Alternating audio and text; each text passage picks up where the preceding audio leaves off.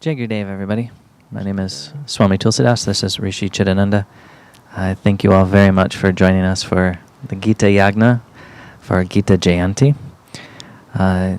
We'll be chanting both the Sanskrit and the English translation of the Gita, so everybody will be able to follow along. All right. Jai Gurudev, everybody.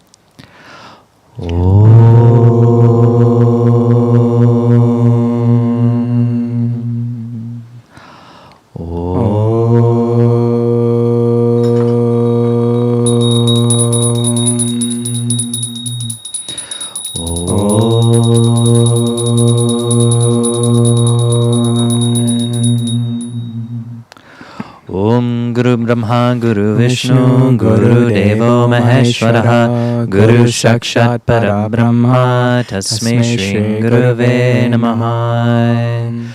Om Vakratunda Mahakaya Surya Koti Samaprabha Nirvingam Guru Medeva Sarva Kayeshu Sarvada. So, Jai Gurudev, as Swami Tulsidas is preparing the rituals for the Yagna to begin, I wanted to share a little bit about the Bhagavad Gita. So what's going to be really beautiful today is that we're going to have the opportunity to say the verses in English. And even though the Sanskrit shlokas carry a very strong vibration, sometimes for the mind, understanding what Krishna is saying is also nice. And so it will be a dual screen. You'll also have the opportunity to chant the English verses as we move along through the chapters. And after every chapter, we'll spend a few minutes discussing what we can expect from the chapter and have a bit of a conclusion as well when we're finished. So we will start with the first chapter. So for those of you that might not be aware, the Bhagavad Gita takes place on a battlefield. There's a warrior named Arjuna, and he's one of the greatest warriors of his time. And he's an archer. So when he would fight, he would use a bow and arrow, and he would be taken around in a chariot with 5 horses. And his charioteer is Krishna. And what happens is that in the first chapter, Arjuna finds himself in the middle of a battlefield. He's about to fight, and in that moment, he's overcome with confusion. He doesn't know if he should fight or not. So the confusion that he is feeling is the same confusion that we face in our lives about how to do our duty properly. We don't know if we should go left or we should go right. We don't know if we should be in a relationship or not. We don't know if we should be in a job or if we should quit. So that confusion is constantly present in our lives. And this is the same confusion that Arjuna faces. But in the middle of this confusion, he turns to Krishna and says, Krishna, please guide me, please teach me. Please give me some clarity about how to do my duty in this world. And so as Arjuna turns to Krishna and asks this question, Krishna then starts to give the teachings of the Bhagavad Gita. So in chapter 1, we see an introduction to the various warriors that are about to fight in the battle. So the first 17 verses will just be setting the stage for what Krishna has to give.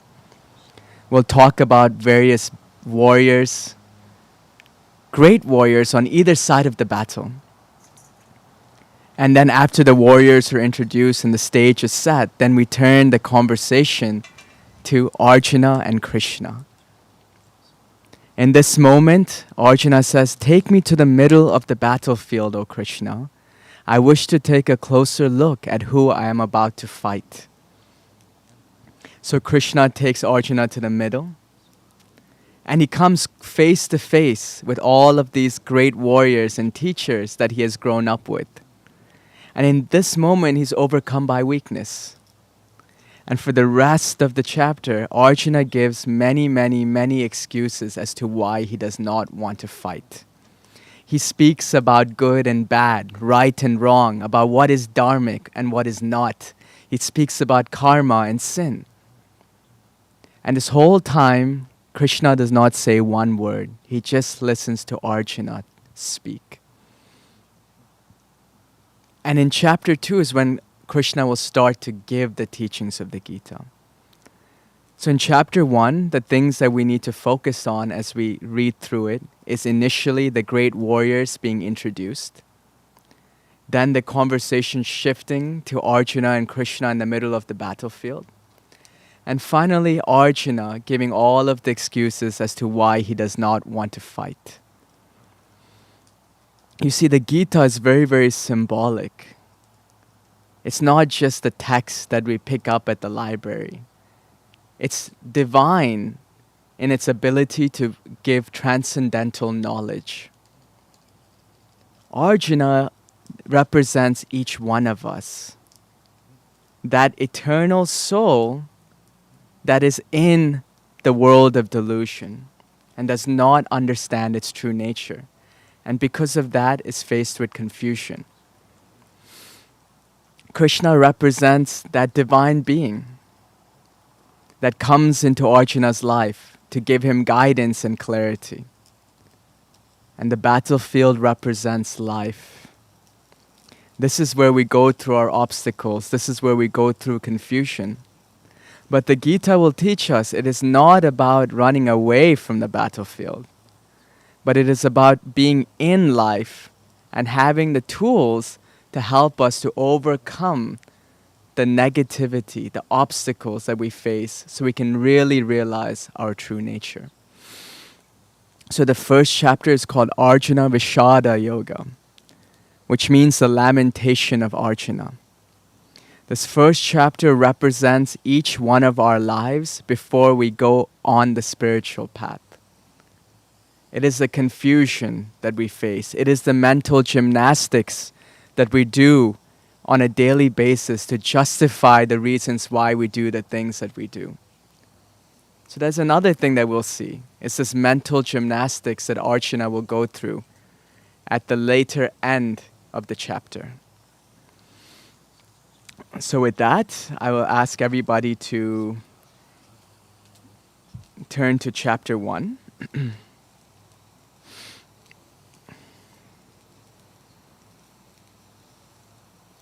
And as soon as Swamiji is ready, we'll start to chant. So I ask you, for now, close your eyes and picture yourself in the middle of the battlefield. Put yourself in the shoes of Arjuna and connect to that divine consciousness. Connect to that Krishna in your heart. And as you chant along and you recite the verses, put yourself in the shoes of Arjuna and the things that he is going through, and really intently learn or understand what Krishna is trying to say.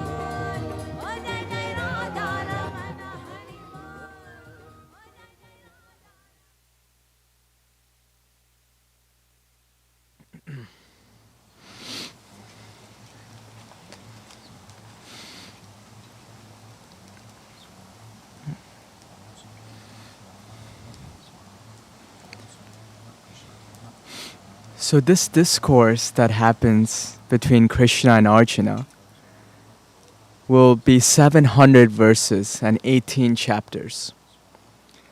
And it's going to be split into usually 3 categories.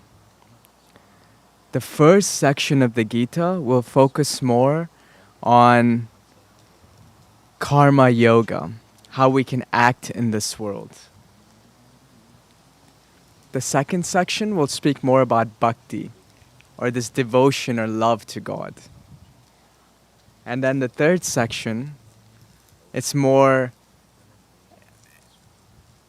an additional information to help us to walk this path.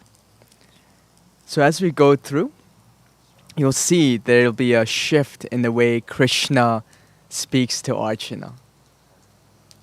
And the emphasis will be more and more on this devotion to the divine as a way to ultimately understand who we truly are.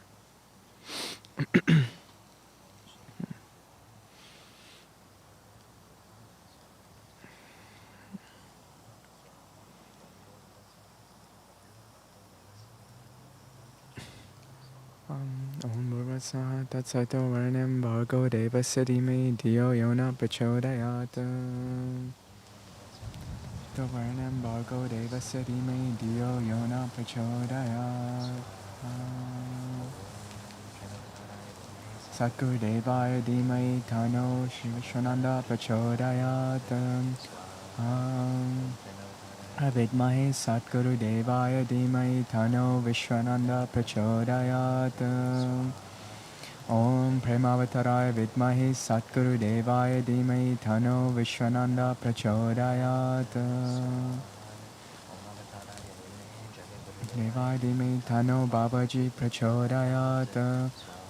Om Mahavataraye Vidmahe Jagaguru Devaya Dhimai Tano Babaji Prachodayat. Mahavataraye Vidmahe Jagaguru Devaya Dhimai Tano Babaji Prachodayat.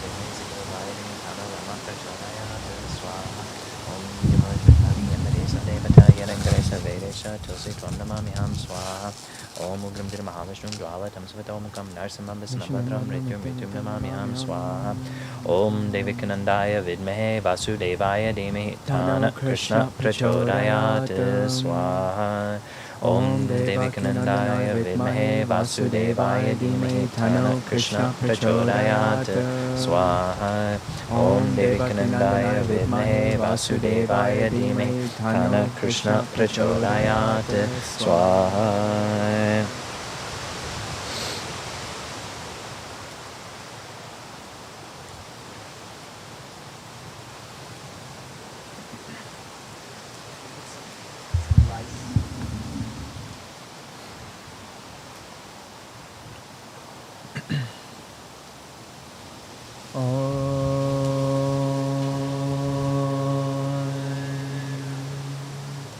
Dhritarashtra said, O Sanjaya, after they gathered on the holy field of Kurukshetra, being eager for battle, what did my sons and the Pandavas do? Swaha. Sanjaya said, O king, Duryodhana, seeing the Pandava army in military formation, approached his teacher Drona and said these words. Duryodhana said, O master, behold this mighty army of the Pandavas, led by the son of Drupada, who is your intelligent disciple. In that army are heroes and great archers like Bhima and Arjuna. There are mighty warriors like Yuyudhana, Virata, and Drupada. There is Drishtaketu, Chekitana, and the valiant king of Kashi, Purujit, Kunti Bhosha, and Saibya, all of whom are the best among men. There is the valiant Yudhyamanu and the strong Uttamaujas. There is also the son of Subhadra, as well as the sons of Draupadi. All of them are mighty chariot warriors. O best of Brahmins, let me now familiarize you with our principal warriors who are the commanders of my army. I shall name them to refresh your memory. There's yourself, Bhishma and Karna, the victorious Kripa, Ashwatthama, Vikarna, Jayadatta, and the son of Samadatta. And there are many other heroes who are determined to give up their lives for my sake. They're all experts in weaponry and experienced in the art of warfare. This force of ours, marshaled by Bhishma, is immeasurable, while the strength controlled by Bhima is limited. Swaha. All of you, therefore, should make every effort to guard Bhishma while stationed at your respective positions in the army. Sanjaya said, then the valiant grandsire Bhishma, the most senior of the Kuru clan, roaring like a lion, blew his conch to encourage Duryodhana. Suddenly, conches and kettle drums, trumpets, tabors, and horns erupted forth, and the sound was terrific. Then Sri Krishna and Arjuna, stationed in their great chariot, drawn with white horses, blew their divine conches. Sri Krishna blew his conch, Panchajanya. Arjuna blew his name, Devadatta. And Bhima, the performer of terrible deeds, blew the great conch, Poundra. King Yudhishthira, the son of Kunti, blew his conch, Ananta Vijaya. And Nakula and Sahadev blew their conches, Sigosha and Mani Pushpakau. Then the supreme archer, king of Kashi, and mighty warrior Shikandini, Drishtadumna, Virata, and the invincible Satyaki all blew their respective conches. King Drupada, the sons of Draupadi, and the strong-armed son of Subhadra all blew their various conches again and again. That tumultuous uproar, resounding through heaven and earth, rent the hearts of Dhritarashtra's sons. After seeing the sons of Dhritarashtra arranged in their formation, Arjuna, who had Hanuman as his banner crest, took up his bow in preparation for war. Arjuna said, O Krishna, station my chariot between the two armies. I wish to look at those who are present here and know exactly who I have to fight in this great battle. I am eager to see those who have gathered here to please the evil-minded son of Dhritarashtra. Sanjaya said, O Dhritarashtra, having been addressed by Arjuna, Sri Krishna stationed that best of chariots between the two armies. While Bhishma and Drona and all the other kings looked on, Krishna said, O Arjuna, behold all the Kurus who have assembled here. Then Arjuna saw standing there fathers and grandfathers, teachers, uncles, brothers, sons, grandsons, and friends. Having seen all his friends and different relatives there, Arjuna was filled with deep compassion and said these words in despair. Arjuna said, after seeing my own family and friends ready to do battle and kill one another, my limbs have become weak and my mouth is drying up. My body is trembling and my hair is standing on end. My bow, the Gandiva, is slipping from my hands and my skin is burning. I'm unable to hold myself together. I am confused and my mind is reeling. O Krishna, I see only calamity for the future. I cannot see any good in killing my own family in battle. Nor do I desire victory, a kingdom, or happiness. Of what use to us is a kingdom, enjoyment, or even life itself? These people for whose sake we desire those things stand ready to fight and give up their wealth for the war. Teachers, fathers, sons, and also grandfathers, uncles, father-in-laws, and grandsons, brother-in-laws, and other relatives stand before me. O Krishna, they may wish to slay me, but I have no desire to kill them, even if it were to rule the three worlds, much less for this earth. If we kill the sons of Dhritarashtra, what joy will be ours, O Krishna? Sin alone will stain us if we kill these aggressors. Therefore, it is not right that we slay the sons of Dhritarashtra. How can we rejoice, O Krishna, if we kill our own relatives? Even though these people, whose minds are overpowered by greed, see no evil in destroying their family and betraying their friends, why should we, O Krishna, who do recognize this evil, engage in such sinful deeds? If the family is destroyed, its ancient traditions perish, and when traditions perish, unrighteousness overtakes the whole clan. When unrighteousness prevails, O Krishna, the women of the clan become corrupt, and when women become corrupt, future generations will follow. The mixing of social classes creates a living hell both for the family and for those who destroy it. Consequently, the ancestors of such a family will certainly fall because they will be deprived of the ritual offerings. The sinful deeds of those who destroy their family and mix social classes ruin the ancient traditions of our clan. We have heard of, O Krishna, that there is certainly a place in hell for those who destroy such family practices. Alas, we have resolved to commit a great crime in that we are ready to slay our own family just to rule and enjoy the pleasures of a kingdom. Even if the fully armed sons of Dhritarashtra were to slay me in battle, unresisting and unarmed, that would be better for me. Sanjaya said, having spoken these words on the battlefield, Arjuna threw aside his bow and arrows and sat down on the seat of his chariot, his heart overwhelmed with grief. Now we are going to go to chapter 2. So we see in chapter 1, the reason why it is called the lamentation of Arjuna is that he's extremely confused about what to do, if he should fight or not. And the last few verses of the Gita, he gives all of these excuses, all of these reasons that his mind is convincing him to run away. But we see in chapter 2 there is a shift in Arjuna. Something happens within Arjuna where he starts to seek guidance from Krishna.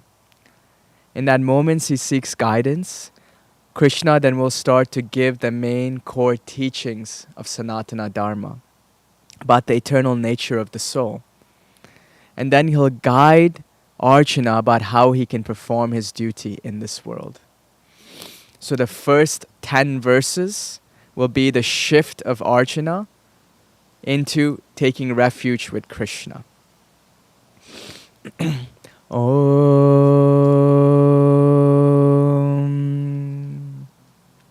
Sanjaya said, seeing Arjuna overcome with pity, depressed, bewildered, and his eyes filled with tears, Krishna spoke these words. The blessed Lord said, where has this weakness come from, O Arjuna? It is not worthy of a noble person like you. Such faint-heartedness will not lead to the attainment of heaven, but to dishonor. Do not give in to this unmanliness, O Arjuna. It does not befit you. Throw away this weakness and arise, O vanquisher of enemies. Arjuna said, O Krishna, destroyer of enemies, how can I fire arrows against Bhishma and Drona in battle? These men are worthy of my worship. It would be better to live a life as a beggar than to slay these great souls who are my teachers. Even if they are tainted with the desire for wealth, by slaying them I would only be enjoying blood-stained pleasures. We do not know which of the two is better for us, killing them or being killed by them. After slaying the sons of Dhritarashtra standing here before us, there would be no point in living. This verse, chapter 2, verse 7, is the moment Arjuna takes Krishna as his guru. With my heart overcome by weakness and my mind confused about my duty, I urge you to tell me clearly what is good for me. I am your disciple and I take refuge in you. Please teach me. Even if I were to win a prosperous kingdom unchallenged on this earth, or even if I have lordship over the gods, I cannot see how this grief drying up my senses can be dispelled. Sanjaya said, having spoken so to Sri Krishna, Arjuna, the conqueror of sleep and the vanquisher of enemies, said, I will not fight, and became silent. Chapter 2, verse 10, it said that the Gita starts with a smile on Krishna's face. O king, as Arjuna was grieving between the two armies, Krishna, while smiling, spoke the following words. From verses 11 through 30, Krishna will speak about the eternal nature of the soul. The blessed Lord said, whilst grieving for those who should not be grieved for, your words appear wise, but the learned lament neither for the dead nor for the living. There was never a time when I did not exist, nor you, nor any of these kings, nor will there be ever a time in the future when all of us shall cease to be. Just as the embodied self passes through childhood, youth, and old age, so too at death it passes into another body. A wise man is not bewildered by these events.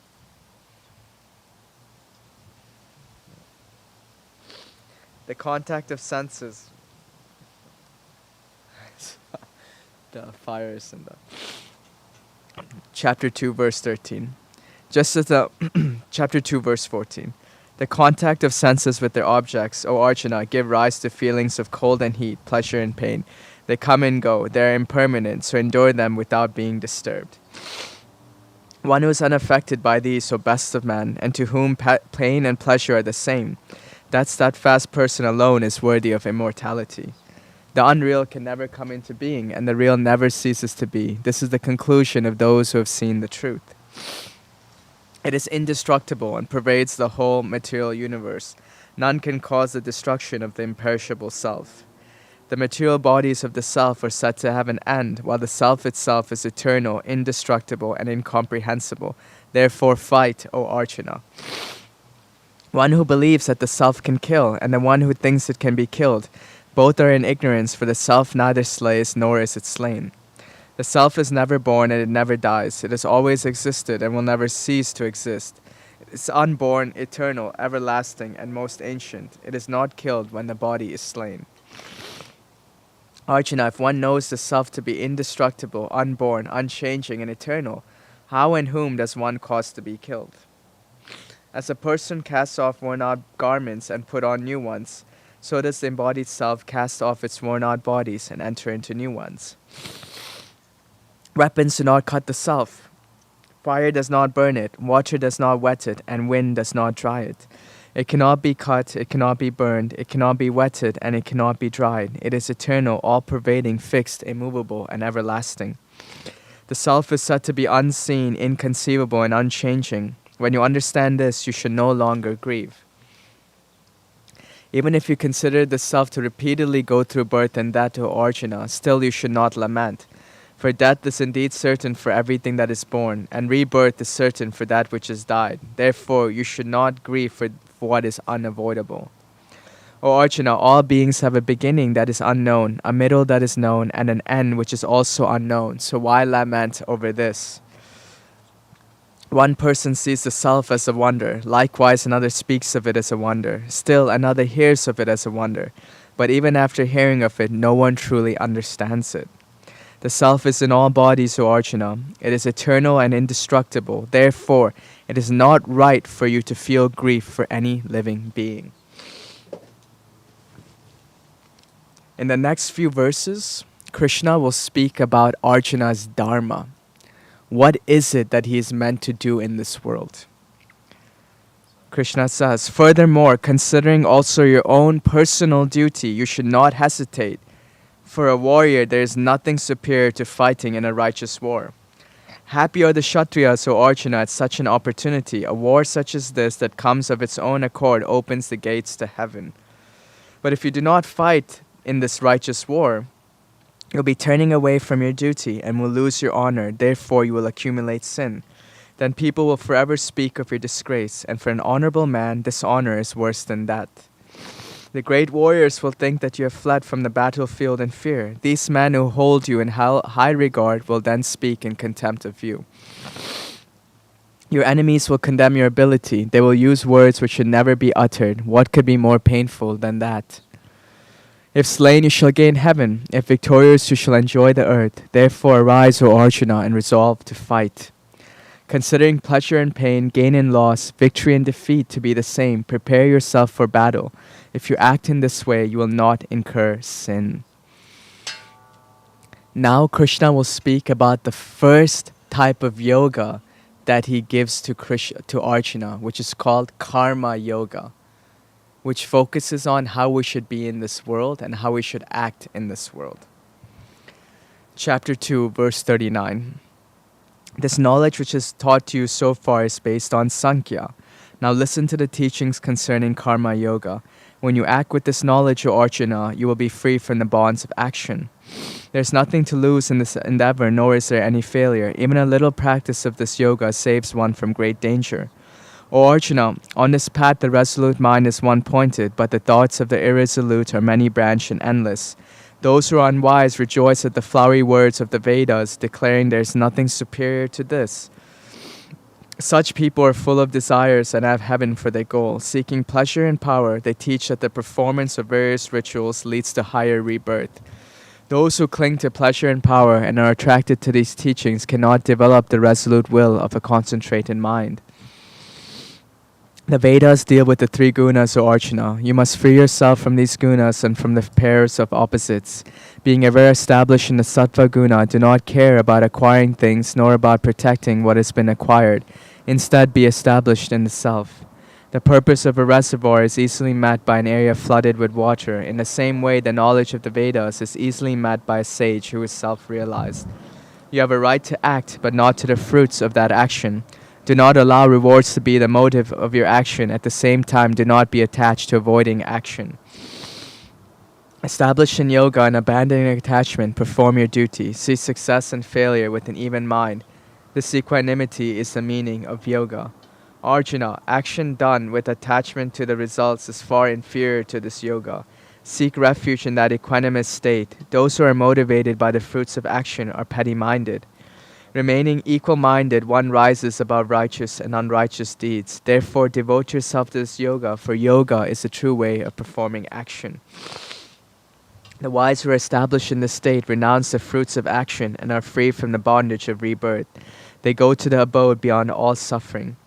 When your intellect has passed beyond the forest of delusion, you will be indifferent to what you shall hear in the future and what you have already heard.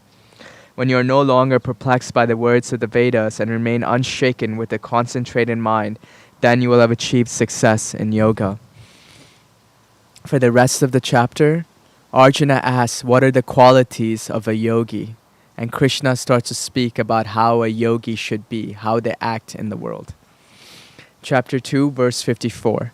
Arjuna said, O Krishna, what are the defining qualities of one who has achieved this realization? How does he speak? What is his language like? How does he sit? And how does he move? The Lord said, when one gives up all desires arising in the mind, O Arjuna, when one satisfies himself by the self alone, then one is said to be of steady wisdom. One whose mind is not perturbed by pain, who does not run after pleasures, who is free from desire, fear, anger. Such a person is a sage of steady intellect. He who has no attachment anywhere, who when encountering the agreeable or the disagreeable feels neither attraction nor aversion, his wisdom is firmly established. When one is able to withdraw the senses from the objects of senses on every side, as a tortoise withdraws its limbs, then one's wisdom is firmly established. Although the objects of senses can be given up by one who practices abstinence, the attachment for them can still persist. But one who sees the Supreme, such attraction is naturally renounced by the embodied being. The turbulent senses, O Arjuna, forcefully carry away the mind of even a wise person, despite him continually striving to control them. Having controlled all the senses, one should abide in the state of meditation. Having me as the supreme goal, for one who has controlled his senses, wisdom is firmly established. When one deliberates upon sense objects, attachment to them arises. From attachment comes desire. From desire arises anger. From anger arises delusion. From delusion there is loss of memory. From loss of memory the destruction of discrimination occurs, and with the destruction of discrimination one is lost. But one who is self-controlled, moving among the sense objects with the senses under restraint, free from attraction and aversion, attains tranquility. In that state of serenity, all sorrow is overcome. For that person who has a serene mind, realization soon becomes well established. There can be no realization and no properly focused mind for one who does not engage in this practice. Without such a focused mind, there can be no peace, and without peace, how can there be happiness? The roaming senses experience their objects, and when the mind follows, one's understanding is carried away by them, just as a ship on water is carried away by the wind. Therefore, O mighty armed one, only when one has restrained their senses from their objects does their wisdom become firmly established. What is night for all beings is actually a time of awakening for the self-controlled, and when all beings are awake, it is night for the enlightened being. Just as different rivers flow into the sea, which remains full, steady, and immovable, so too desires flow into an enlightened person. It is he who attains peace and not the one who seeks to fulfill desires. The person who has abandoned all desires and is free from any craving and does not have any notion of I and mine, he alone attains real peace. This is the realized state, O Arjuna. Once this is attained, there is no delusion. By abiding in this state, even at the hour of death, one attains the abode of God.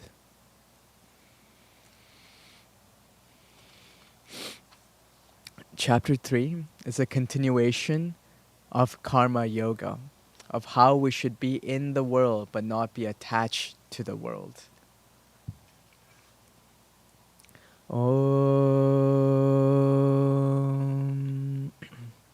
Arjuna said, "If, O Krishna, you consider intelligence to be superior to action, why do you urge me to engage in this terrible deed?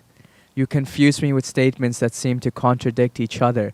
Tell me for certain the way I can reach the highest good." The blessed Lord said, "O sinless one, as I have mentioned, in this world there are two paths. Jnana Yoga for those who are ready to contemplate and analyze, and Karma Yoga for those ready to act in detachment. Understand that no one achieves freedom from action simply by abstaining from it, and no one ever attains perfection by renunciation alone." Krishna is saying here, making it very clear, that renouncing the external world is not the only way to attain God. It is an internal renunciation that must happen, even when you're living in the world.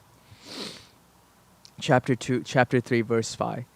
No one can remain still even for a moment without performing action. Everyone is helplessly forced to act by the gunas born from material nature.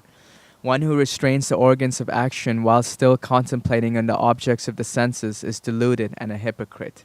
But Arjuna, one who can subdue the senses with the mind and practice karma yoga with the organs of action, free from attachment, is far superior. You must perform your duty, for action is superior to the avoidance of action. Understand that one cannot even maintain their body without action. Apart from action done in a spirit of sacrifice, this world is bound by action. Therefore, Arjuna, being free from attachment, you must act with this purpose alone. In the beginning, the Lord of all beings created humans along with this sacrifice, saying, "By this you shall prosper. This shall be the cow of plenty, granting all your desires. By this may you nurture the gods, and in return the gods will nurture you. In this way, nurturing one another, you will obtain the highest good. The gods, pleased by sacrifice, will bestow on you the enjoyments you desire. One who enjoys the gifts of the gods without offering them anything in return is verily a thief. The righteous who eat the remnants of sacrifice are freed from all sins, but the sinful ones who cook only for their own gratification eat only sin. All beings are sustained by food. Food is produced from rain. Rain comes from sacrifice, and the sacrifice is achieved through action. This ritual action comes from the Vedas, and the Vedas come from the Supreme Lord. Therefore, that all-pervading divinity is ever established in acts of sacrifice. O Arjuna, one who does not follow this cycle which has been set in motion lives in error. Reveling in the senses, he lives in vain. But the person who delights in the self, who is satisfied with the self, who rejoices in the self, for him there is nothing left to achieve. For such a person there is nothing to gain from renouncing or performing action, nor is he dependent on any other being. Therefore, always perform that work which ought to be done without attachment, for one who acts with attachment attains the supreme. Verily, by karma yoga alone did Janaka and others reach perfection. Indeed, you should act bearing in mind the welfare of the world.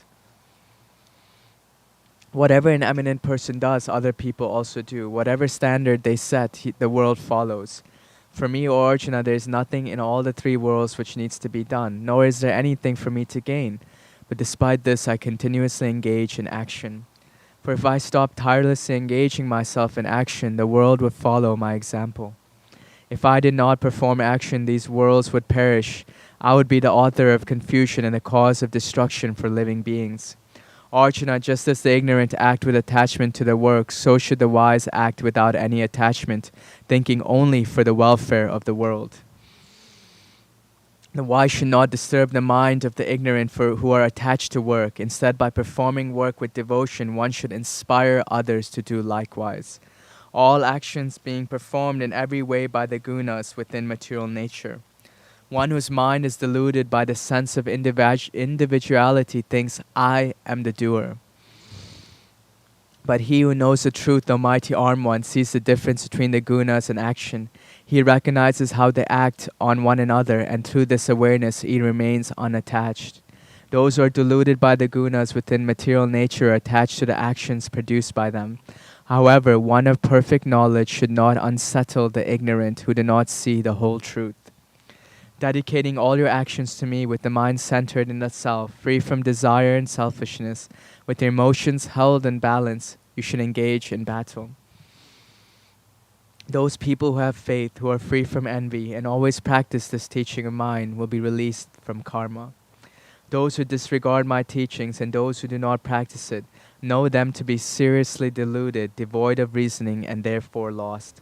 Everyone follows their nature, even an enlightened person does so. So what will repressing it do?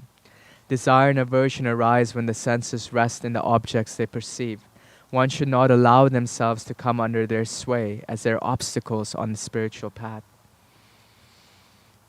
It is better to carry out one's own duty incorrectly than it is to carry out the duty of another perfectly. Death is better in one's own duty, for the duty of another is filled with danger. Arjuna said, but what is it, Krishna, that causes one to stray even against their own will, as if compelled by some force?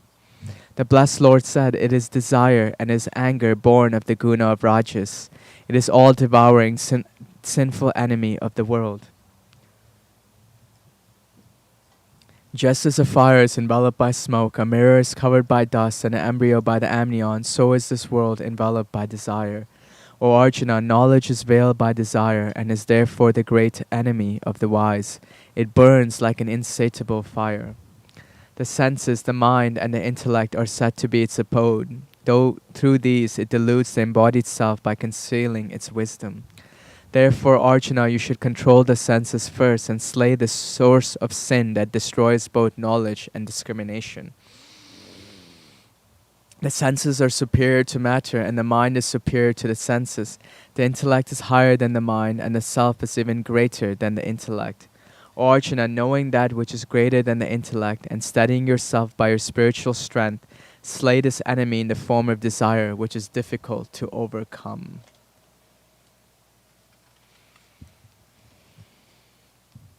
Chapter 4 focuses on the concept of the avatar incarnating in this world whenever there is adharma, whenever there is righteousness. So Krishna starts to reveal a bit of his divinity in chapter 4.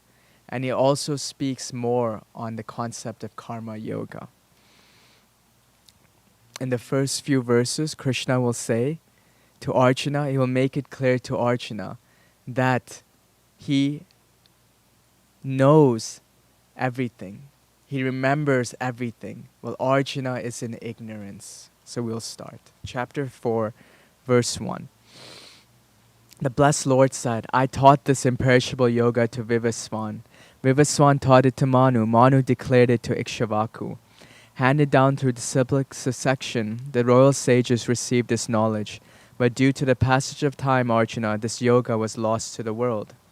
It is the same ancient yoga which I now teach to you.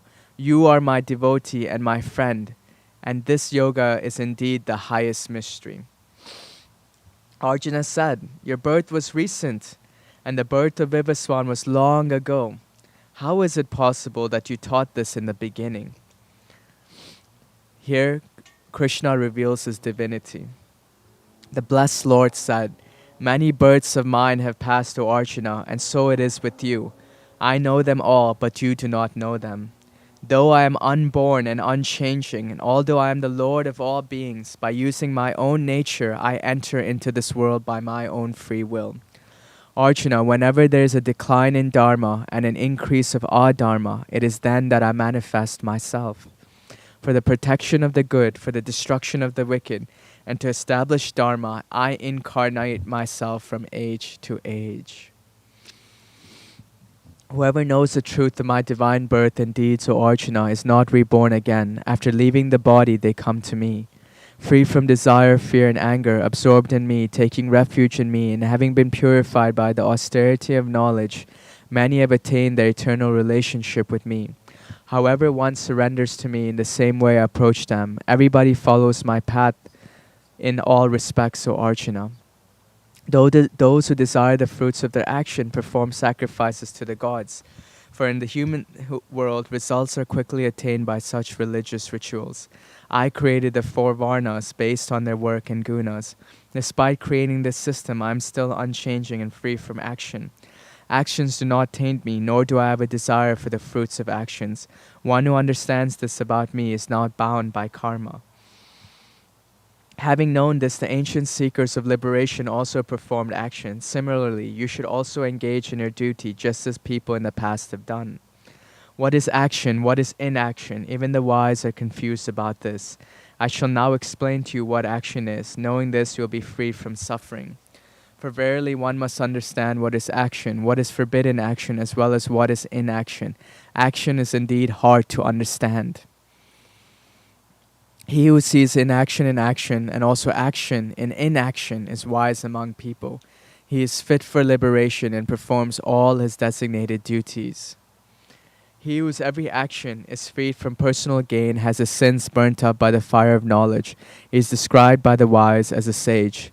A person who has renounced attachment to the fruits of action is dependent on no one and is ever content in the self. He does not act despite being engaged in activity.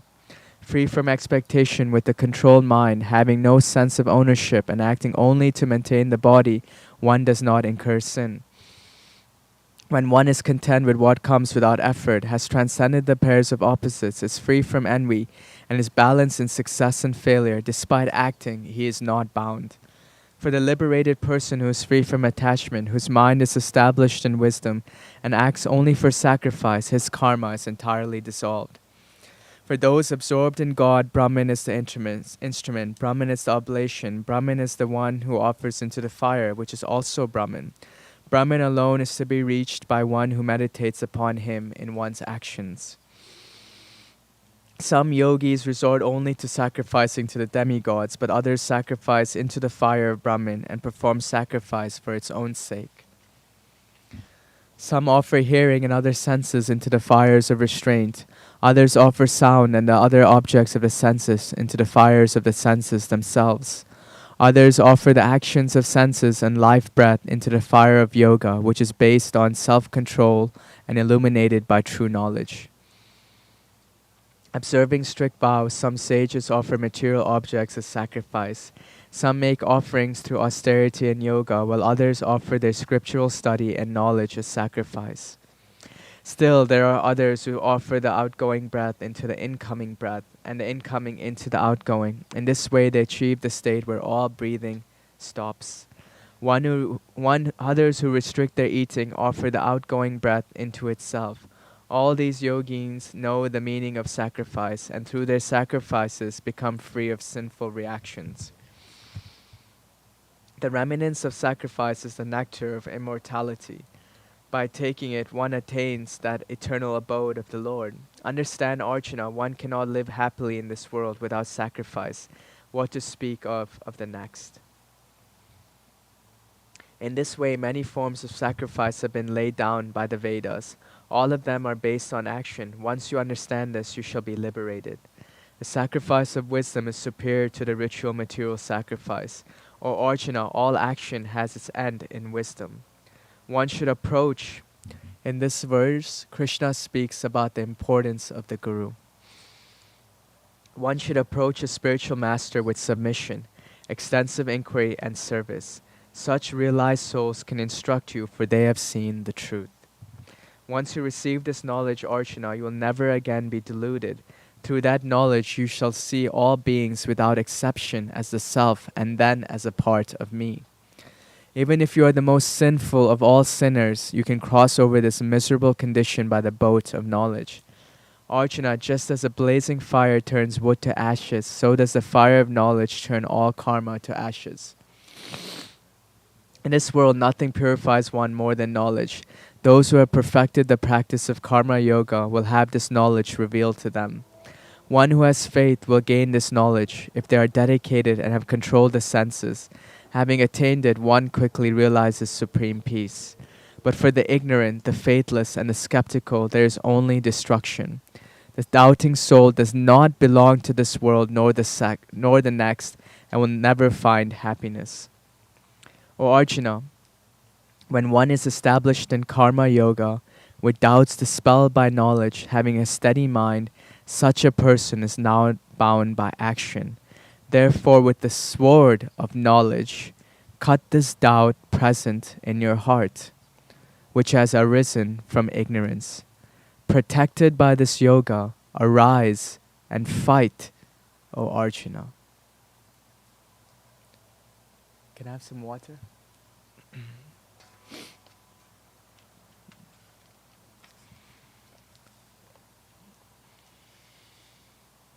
In chapter 5, we will continue in our progression of karma yoga. But there is a confusion that arises in Arjuna's mind in this chapter. He thinks that Krishna is telling him to go into a cave and meditate. He does not understand this concept of renunciation. He keeps thinking about external renunciation, about running away from his duty, going into a cave. And in this chapter, Krishna will clarify what he means by renunciation. It is not external, but it is internal. Thank you.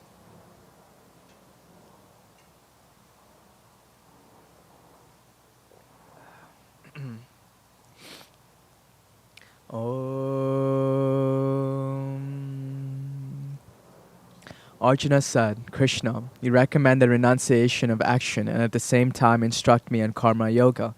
Tell me conclusively which is the better of the two. The blessed Lord said, renunciation of action and karma yoga both lead to the highest state, but of the two, karma yoga is superior to the renunciation of action. One who neither resents nor desires anything is a true renunciate. Whoever is free from the pairs of opposites is easily liberated from bondage, O Arjuna. Only the inexperienced speak of jnana yoga and karma yoga as separate. One who is firmly established in either path attains the fruit of both. That state which is attained by the jnana yogis is also attained by the karma yogis. The one who sees that both are really one is truly wise. But renunciation is hard to achieve without karma yoga. The sage who follows this yoga quickly attains realization. One who is devoted to the path of action, who is pure of mind, who is self-controlled, who has conquered the senses, sees the Supreme Self in all beings. Even while acting, he remains untainted. Despite seeing, hearing, touching, smelling, eating, moving, sleeping, breathing, the one who is engaged in yoga practice and sees the truth declares within himself, I do nothing. Even while speaking, releasing, grasping, opening, closing the eyes, he is always aware it is just the senses operating among sense objects. One who acts without attachment, surrendering his actions to the Lord, is not tainted by sinful actions, just as a lotus leaf is unaffected by water. Renouncing all attachment to action and using the body, the mind, the intellect, and the senses, the yogis act only to purify themselves. Giving up the fruits of action, the yogi attains everlasting peace, but the one who is attached to the results of action, impelled by desire, is subject to bondage. Mentally renouncing all actions and being in full control, the embodied self lives happily in the city of 9 gates, neither acting nor causing the body to act. The master of the body, the self, does not initiate activities, nor does it induce people to act, nor does it create the fruits of action. It is a person's inherent nature that does all this. The all-pervading Lord does not take on the sin or merit of any person. Knowledge is covered by ignorance, and so beings are deluded. But for some, the ignorance covering the self is destroyed by knowledge. This knowledge acts like the sun and reveals a higher reality.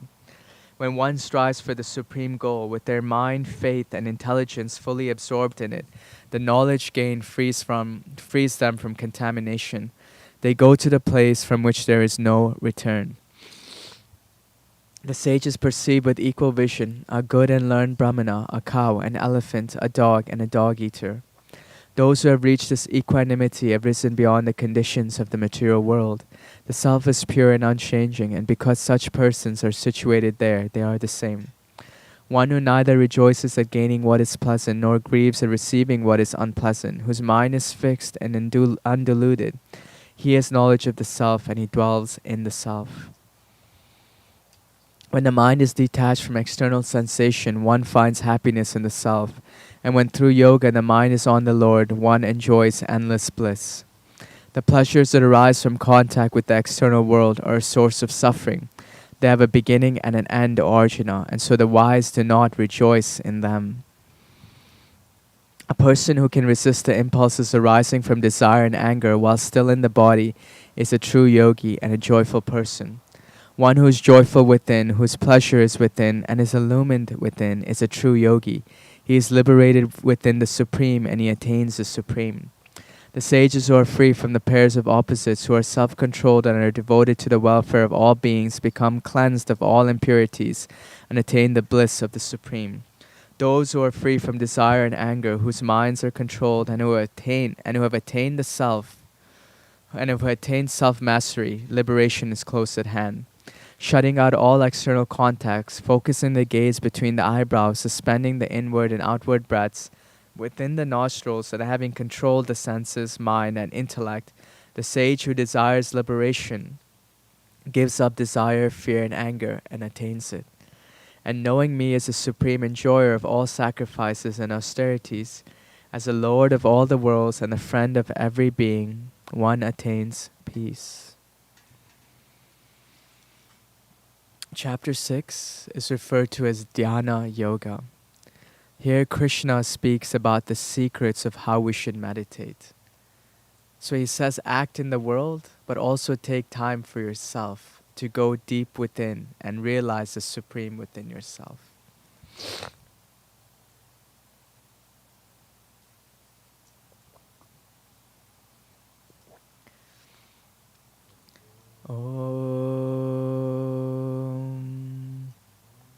The Blessed Lord said, one who performs the prescribed work without expecting the fruits of their action is a true renunciate and a yogi, not one who does not light the sacrificial fire and avoids their duty. O Arjuna, understand that renunciation is the same as yoga, for no one becomes a true yogi without giving up the desire for pleasure. For the sage who is still seeking to make progress in yoga, action is said to be the way, but when it has become advanced in yoga, renunciation is the way. When one loses all attachment for sense objects into performing action, and when he has abandoned all desires, then he is considered to have reached the heights of yoga. One should raise oneself by one's own mind and not allow oneself to fall, for the mind alone is the friend of the self, and the mind alone is the enemy of the self. The mind is a friend to one who has mastered it, but for one whose mind is uncontrolled, it becomes the worst of enemies. If one gains self-control and tranquility, then the Supreme Self is realized. He is perfectly balanced in heat and cold, pleasure and pain, honor and dishonor. The yogi who is fully content with knowledge and realization of the Self, who dwells in a transcendental state, whose senses are controlled, will see earth, stone, and gold the same. One who regards well-wishers, friends, an enemy, and one who is indifferent, a mediator, the hateful, relatives, and even the righteous and the unrighteous as the same, is truly advanced. Remaining alone in a solitary place, controlling his mind and self, free from any desires and sense of ownership, the yogi should constantly engage the mind in meditational absorption.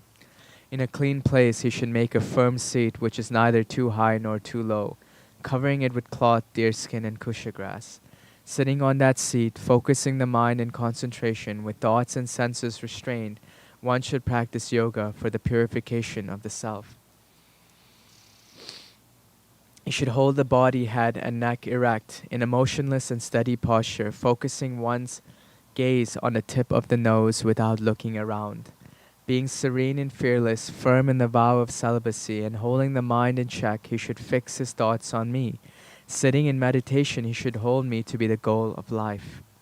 Applying themselves constantly in this way, the yogi with a controlled mind attains peace, which culminates in liberation, thereby abiding with me forever. Arjuna, yoga is not for one who overeats, nor for one who fasts excessively, nor is it for one who sleeps too much, nor for one who stays awake for lengthy periods. Yoga becomes a destroyer of sorrow for one who is moderate in eating, recreation, the performance of actions, sleep, and wakefulness.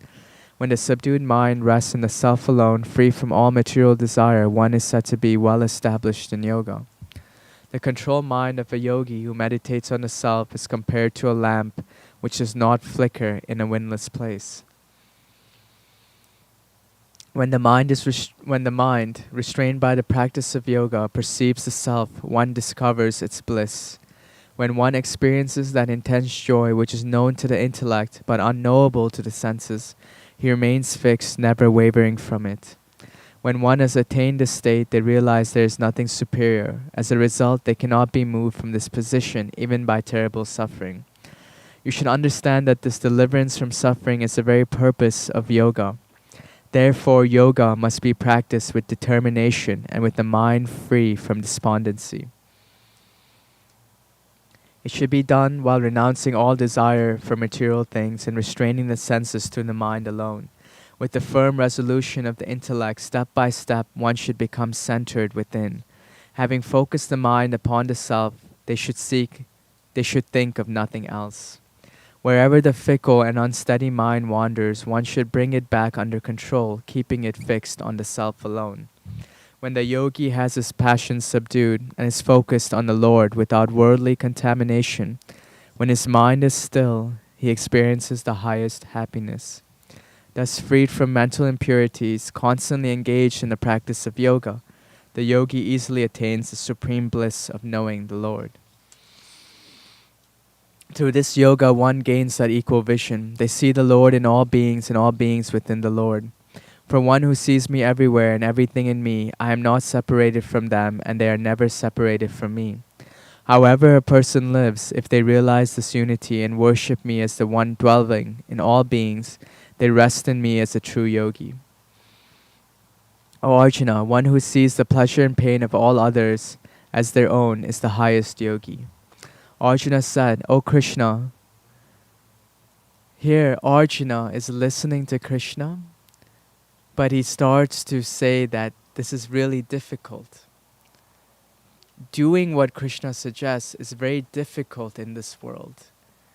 And he asks for something easier, something less hard. Arjuna said, O Krishna, due to the mind being so unsteady, this yoga which has been taught by you appears impractical and unstable. The mind is fickle, turbulent, powerful, and stubborn. It is more difficult to control than the wind. The blessed Lord said, the mind is undoubtedly chaotic and hard to subdue, O Arjuna, but by repeated practice and renunciation, it can be brought under control. In my opinion, it is hard for a person with an unrestrained mind to take up this path. However, it can be done through proper means by one who strives for it with a subdued mind. Arjuna said, O Krishna, what becomes of that person who has conviction but due to the wanderings of the mind and lack of diligent effort fails to attain perfection on this path? Having no success in both the material world and the path to God, is he not like a broken cloud, lost and without position? O Krishna, please remove this doubt of mine completely, for there is no one who can dispel it. The blessed Lord said, neither in this world nor in the next, O Arjuna, is he ever lost, for verily no one who does good ever comes to grief. Having attained to the realms of the righteous and dwelt there for many long years, one who has fallen from yoga is born again in the house of the pure and prosperous. Or one is born into a family of wise yogis, but such a birth in this world is very difficult to obtain. Then, O Arjuna, one regains the same disposition of mind which was acquired in their previous body, and from there one strives again for success in yoga. Due to the practice done previously, they are pulled to that position even against their will. Understand that one who merely inquires about yoga transcends the Vedas. By striving earnestly, the practicing yogi who is purified of their faults attains perfection after many births and reaches that supreme goal. The yogi is considered to be superior to those who perform austerity, superior to the intellectuals, and even superior to the ritualists. Therefore, O Arjuna, become a yogi. But more than all the yogis, He who has faith and worships me with his inner self is deemed by me to be the highest of all. Would you like to switch or should I continue? Continue.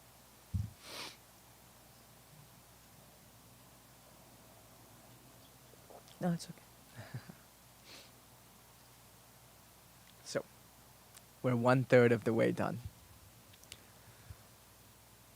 At the end of chapter 6, Arjuna said, "What is that easy way? What you're telling me is very difficult to live in this world and practice all of these austerities. Please give me something easier." So with that question of Arjuna, we're going to see a shift in the way Krishna is speaking to Arjuna. And there will be an emphasis on Bhakti Yoga. So for the next 6 chapters, Krishna will speak about this loving relationship between him and Arjuna. So we'll begin with chapter 7. Om. The blessed Lord said, "Now listen, Arjuna, how one can have full knowledge of me without any doubts by dedicating their yoga practice to me and absorbing their mind on me. I will explain this knowledge to you fully, along with the process of its immediate realization. Once you understand this, there is nothing else that needs to be known. Among thousands of people, perhaps one strives for perfection. Even among those who strive for perfection, only one may know me. And among those who know me, maybe one alone knows me in truth. Earth, water, fire, air, ether, mind, intellect, and the ego make up the 8 parts of my material nature.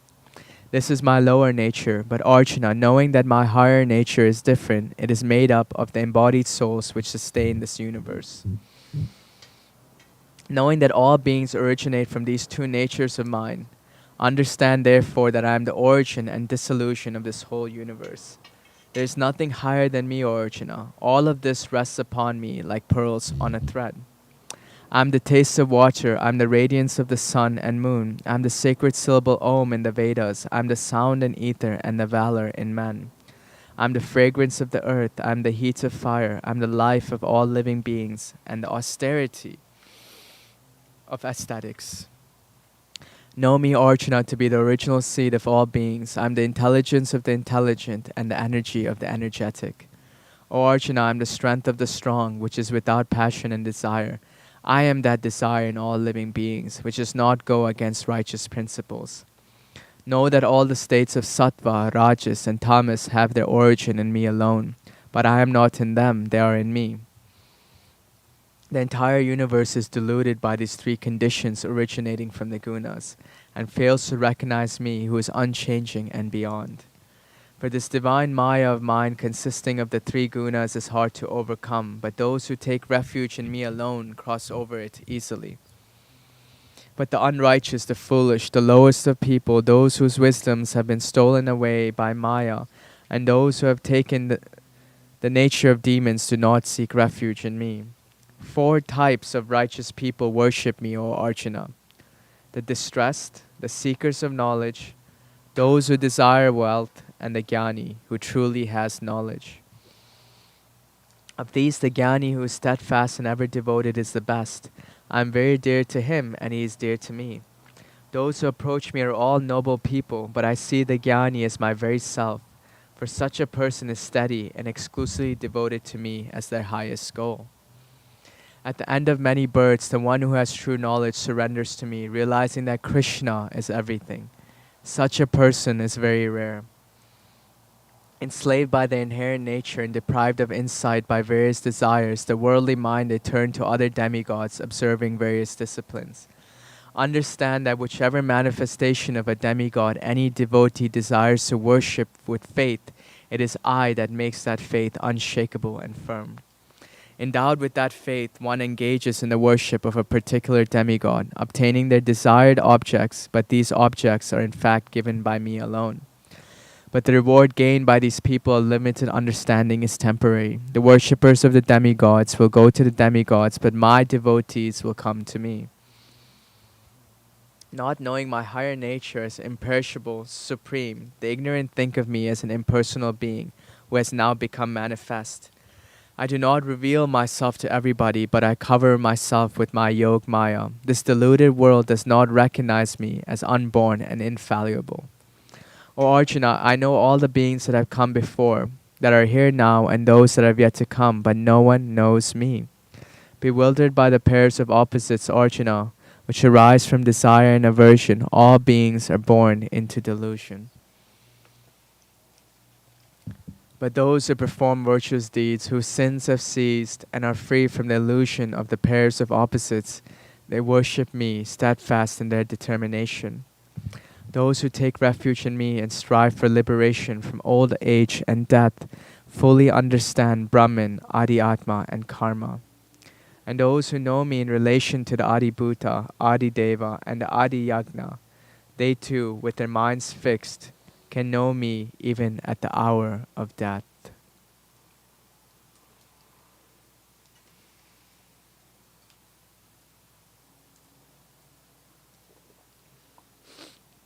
Krishna, in chapter 8, will continue to talk about Bhakti Yoga and about this concept of Vaikuntha, or that eternal bliss that we can reach when we are connected to Krishna in our hearts.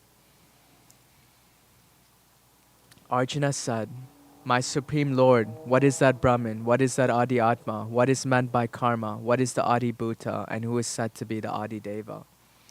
Who is the Adi Yagna, and how do they exist in this body, O Krishna? And how are you to be known at the time of death by the self-control?"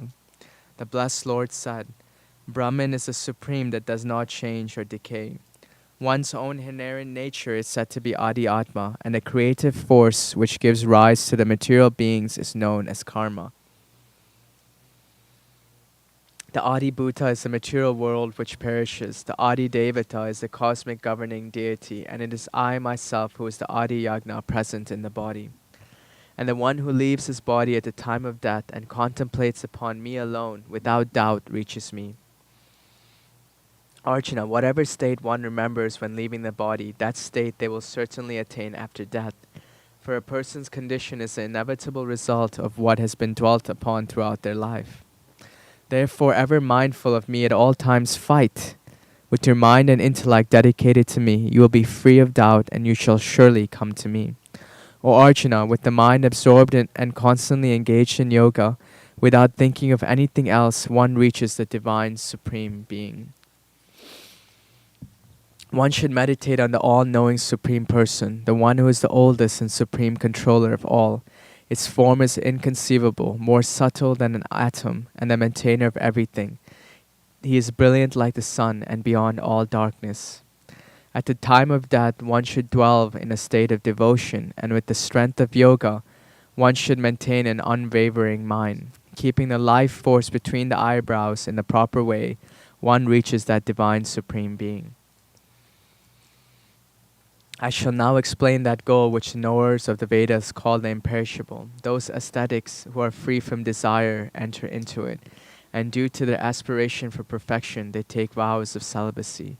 Having closed all the entrances of the body, focusing the mind within the heart, fixing the life force within the head, one should be engaged in yoga practice with steady concentration. Chanting the sacred syllable Om, which embodies the Absolute, thinking of me constantly, he abandons the body and leaves the world, thereby reaching the supreme goal.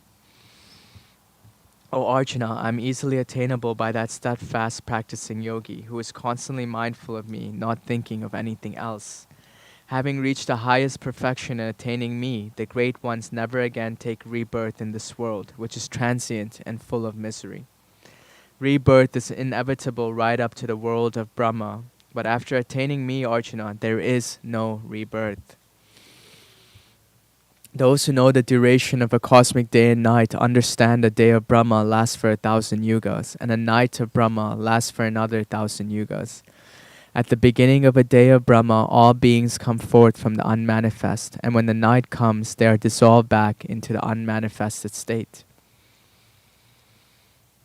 These same beings come forth again and again, and helplessly they are withdrawn at the coming of the night. When the next day begins, yet again they manifest. There is, however, another unmanifested realm which is superior to this unmanifest place of the material world. It is eternal and does not get destroyed when all other living beings pass away. This unmanifest realm is also called the imperishable realm. It is the highest goal from which one does not return. It is my supreme abode. The Supreme Being is attained by unswerving devotion, Arjuna. He is the one in which all beings exist and by whom this whole universe is pervaded. Arjuna, now I'll describe to you the different times of leaving this world, one in which the yogin does not return and the other in which they do. The knowers of Brahman attain the Supreme and leave during the fire, the day, the birth, the bright fortnight, or during the 6 months of the northern course of the sun. But the yogi who leaves during the smoke, the night, the dark fortnight, or the 6 months of the southern course of the sun, reaches the light of the moon and then returns. Therefore understand there exist two eternal paths of departure, the light and the dark. By following the path of the light, one does not come back, but by following the dark, one returns. But Arjuna, the true yogi, who knows these two paths, is never bewildered. Therefore, Arjuna, at all times engage yourself in yoga. Whatever merits are gathered from the study of the Vedas, from the performance of sacrifices, or from the practice of austerities and charity, all of it is transcended by the yogi who knows this teaching of mine. He reaches the original supreme abode.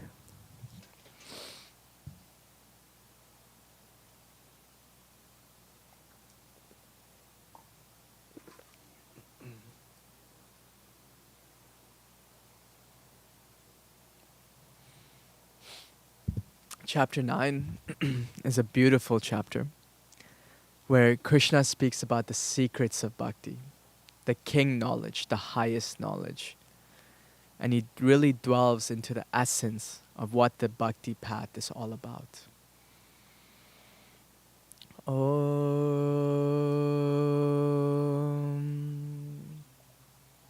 The Blessed Lord said, Arjuna, because you are without envy, I shall reveal to you the most secret of all knowledge, along with the process of its immediate realization, knowing which you shall be freed from the miseries of life. This is the king of wisdom, the king of mysteries, and the purest of knowledge. It grants direct experience of the truth. It is based on dharma. It is easy to practice and is unfading. Those who have no faith in this path, O Arjuna, remain in the cycle of birth and death without ever attaining me. This entire universe is pervaded by me in my unmanifest form. All beings are in me, but I am not in them. And yet these beings are not in me. Such is my divine mystery. I am the upholder of all beings, and yet I am not in them. It is my will alone that causes their existence. As the mighty wind moves everywhere, but always remains in space, in the same way you should understand how all beings rest in me. All beings, Arjuna, are withdrawn into my prakriti at the end of a cycle of time. And at the beginning of a new cycle, I send them forth again. Using this prakriti of mine, I repeatedly send forth this multitude of beings. They are helpless, being under the control of my prakriti. But these actions do not bind me, Arjuna, for I am detached from them, remaining always indifferent. It is because of me alone that this prakriti produces all the moving and non-moving beings. It works under my direction, hence why the world exists as it does. Fools disregard me appearing in a human form, not knowing my divine nature as the supreme source of all beings.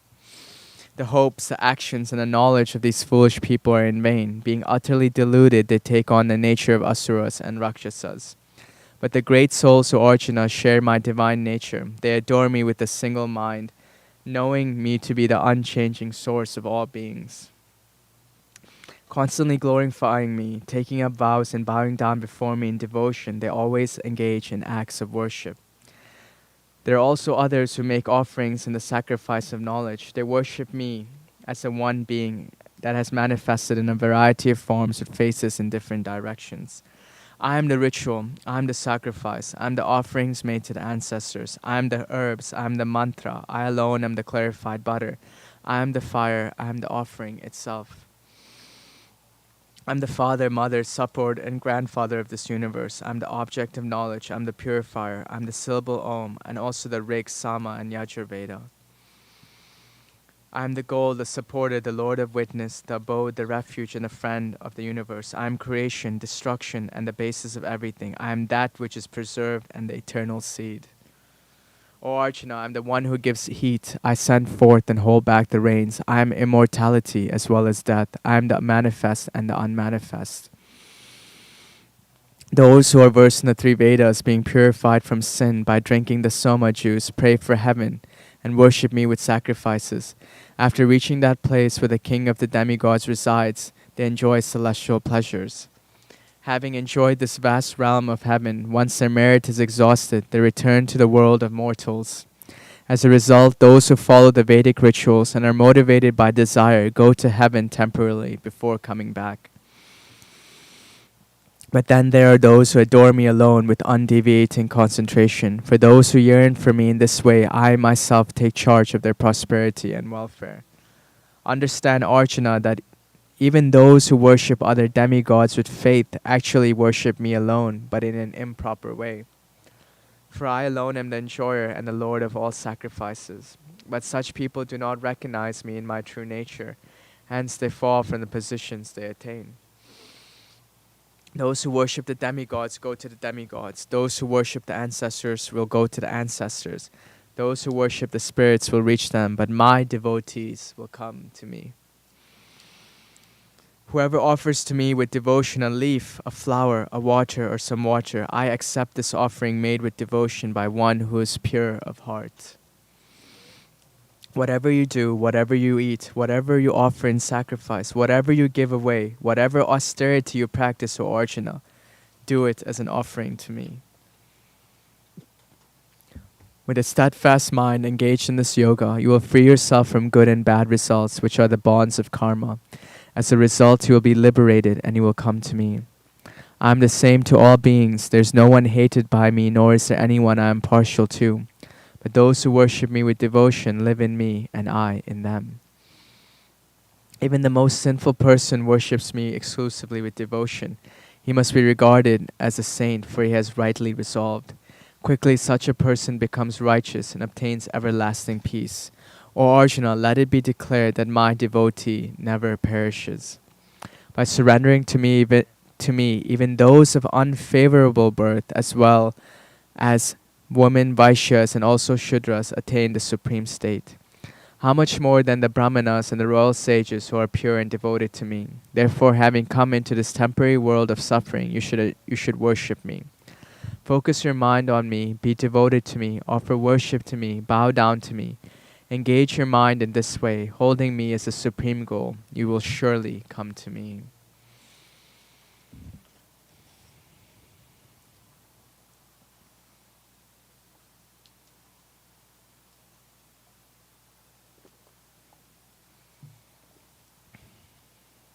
In chapter 10, Krishna starts to prepare Arjuna for what he is going to see in chapter 12.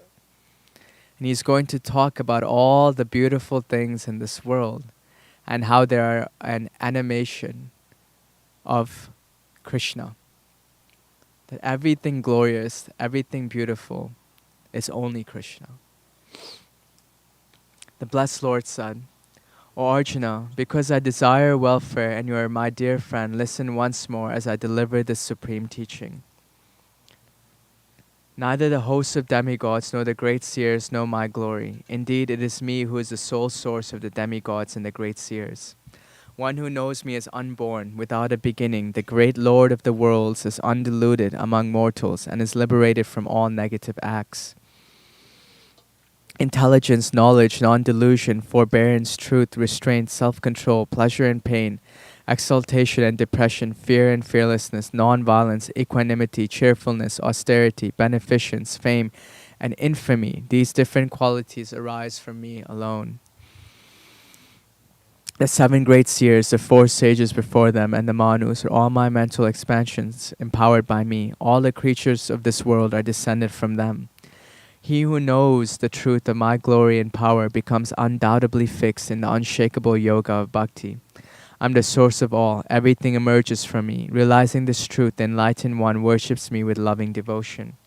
With their minds focused on me and their lives centered upon me, they inspire one another. By always speaking of my glory, they derive bliss and contentment. To those who are constantly engaged with me and who worship me with intense love, I give them the realization by which they can come to me.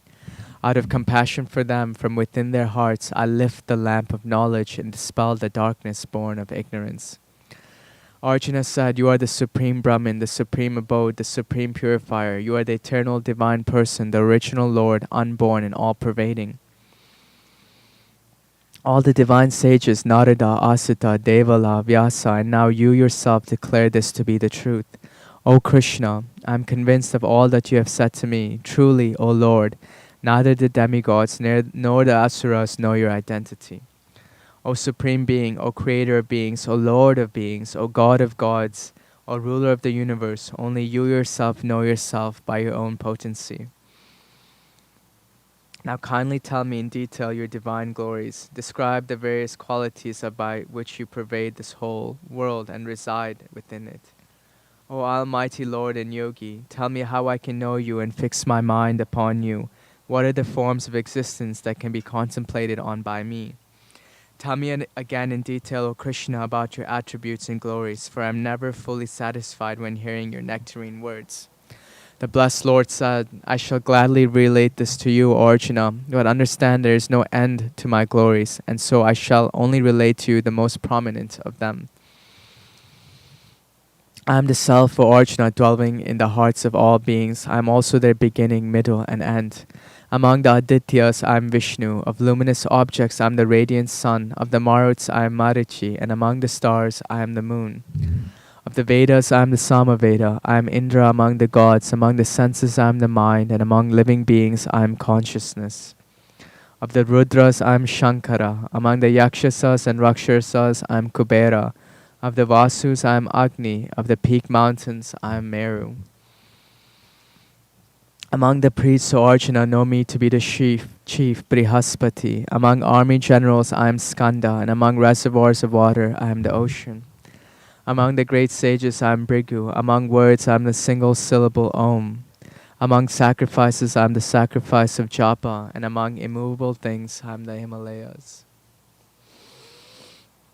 Of trees, I am the Ashwata. Among celestial seers, I am Narada. Of the Gandharvas, I am Chitrartha, and among the perfected beings, I am Kapila. Of horses, know me to be Uchashravas. I am born from the churning of the ocean of milk. Among the lord of elephants, I am Airavata, and among humankind, I am the ruler. Among weapons, I am the Vajra. Among cows, I am Kamadhenu.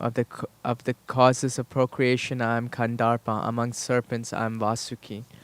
Amongst the Nagas, I am Ananta. Of those who live in the water, I am Varuna. Of the ancestors, I am Ariyama. And among those who enforce the law, I am Yama. Among Dayatas, I am Prahlada. And amongst that which controls, I am time. Of beasts, I am the lion. And of birds, I am Garuda. Of moving things, I am the wind. Among warriors, I am Rama. Among fishes, I am the shark. And amongst rivers, I am Ganga. O Arjuna, in relation to beings, I am the beginning and the end, and also the middle. Amongst knowledge, I am the knowledge of the self. In the discipline of debate, I am the ultimate conclusion. Among the letters of the alphabet, I am among compound words, I am the dual compound. I am myself, everlasting time, and I am the creator, facing every direction. I am death who destroys everyone. I am the origin of all that shall be born. In women, I am fame, prosperity, eloquence, memory, intelligence, endurance, and forgiveness. Of the Samaveda hymns, I am the Brihat Sama hymn, and among Vedic meters, I am the Gayatri.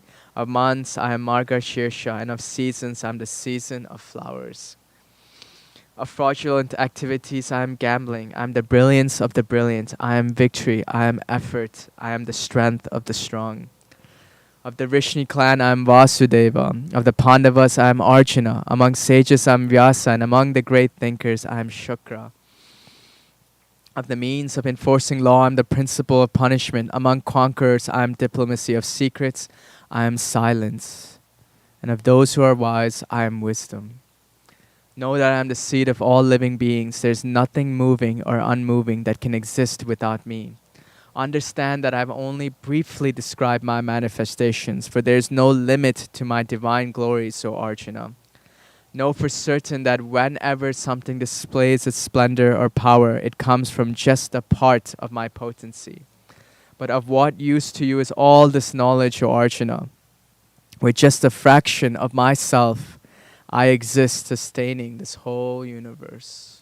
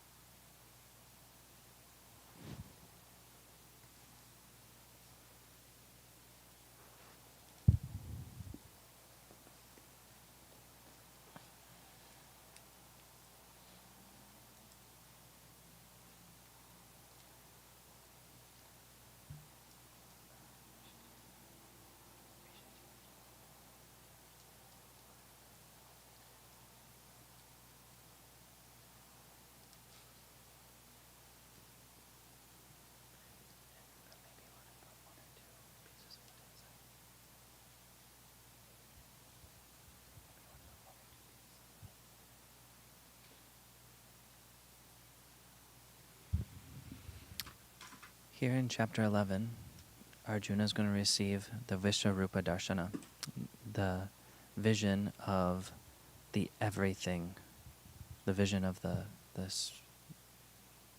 vision of the form of the everythingness.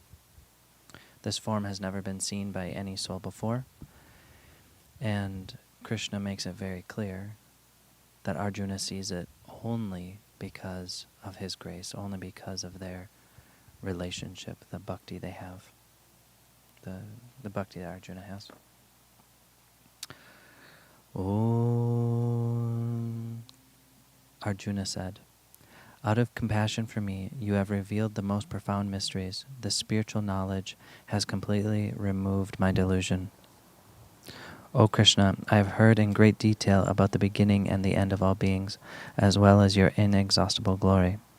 O Supreme Lord, I know you are everything you have described yourself to be. Now I actually long to see the glorious form of yours, O Supreme Person.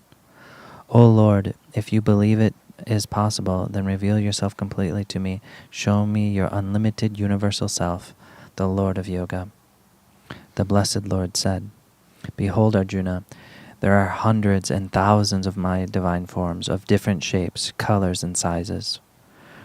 Arjuna sees the Adityas, the Vasus, the Rudras, the two Ashvins, and the Maruts. Behold the many wondrous things that have never been seen before. See, Arjuna, the whole universe, with all the movable and unmovable things, and indeed whatever else you wish to see, all existing in one place within my body. But you will not be able to see this with your physical eyes. Therefore, I give you divine eyes. Behold my mystical power.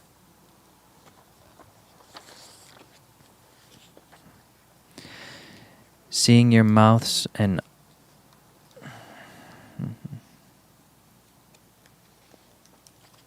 having spoken thus, O King, Sri Krishna, the great Lord of Yoga, then revealed to Arjuna his supreme cosmic form.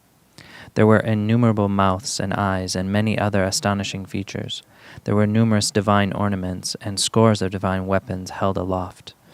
He wore celestial garlands and garments, and he was anointed with the divine perfumes, facing all directions. He was full of wonders, resplendent and limitless.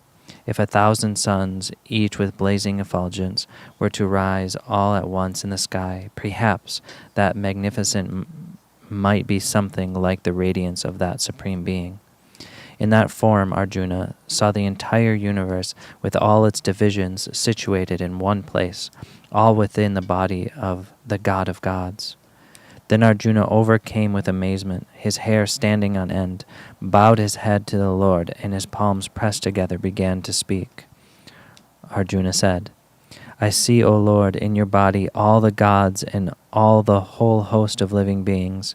There is Brahma sitting on the lotus, Shiva, the sages, and the celestial serpents. With your innumerable arms, torsos, mouths, and eyes, I see your infinite form on all sides.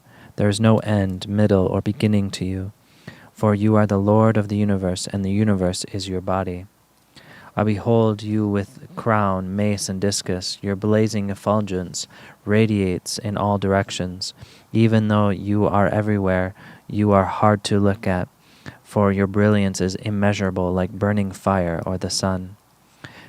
You are the imperishable, supreme one to be realized. You are the supreme abode of the universe. You are unchanging, the guardian of the eternal law. I know you are the eternal supreme being. I see you without beginning, middle, and end. Your creative power is infinite. You have countless arms. The sun and moon are your eyes.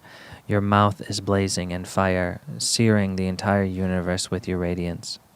The space between heaven and earth and all directions are filled by you alone.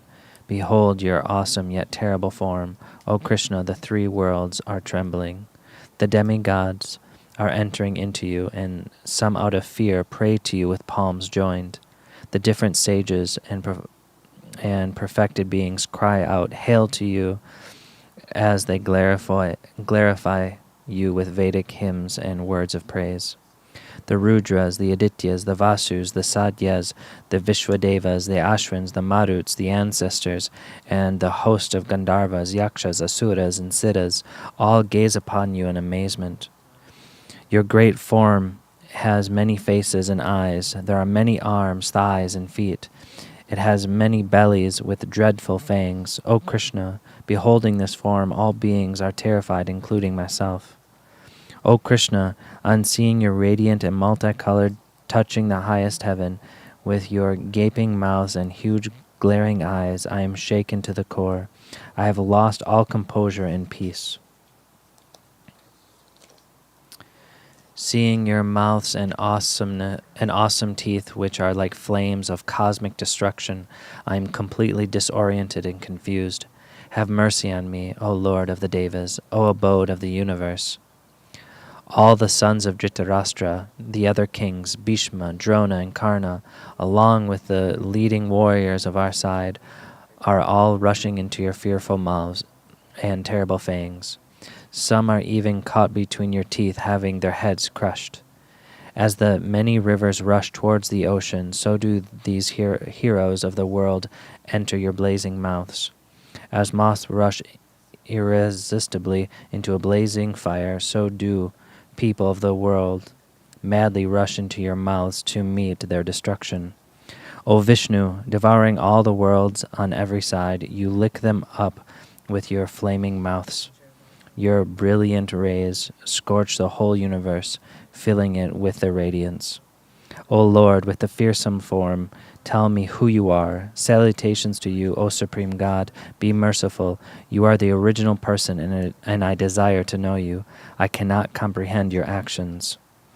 The Blessed Lord said, I am time, the mighty force that brings destruction to the world.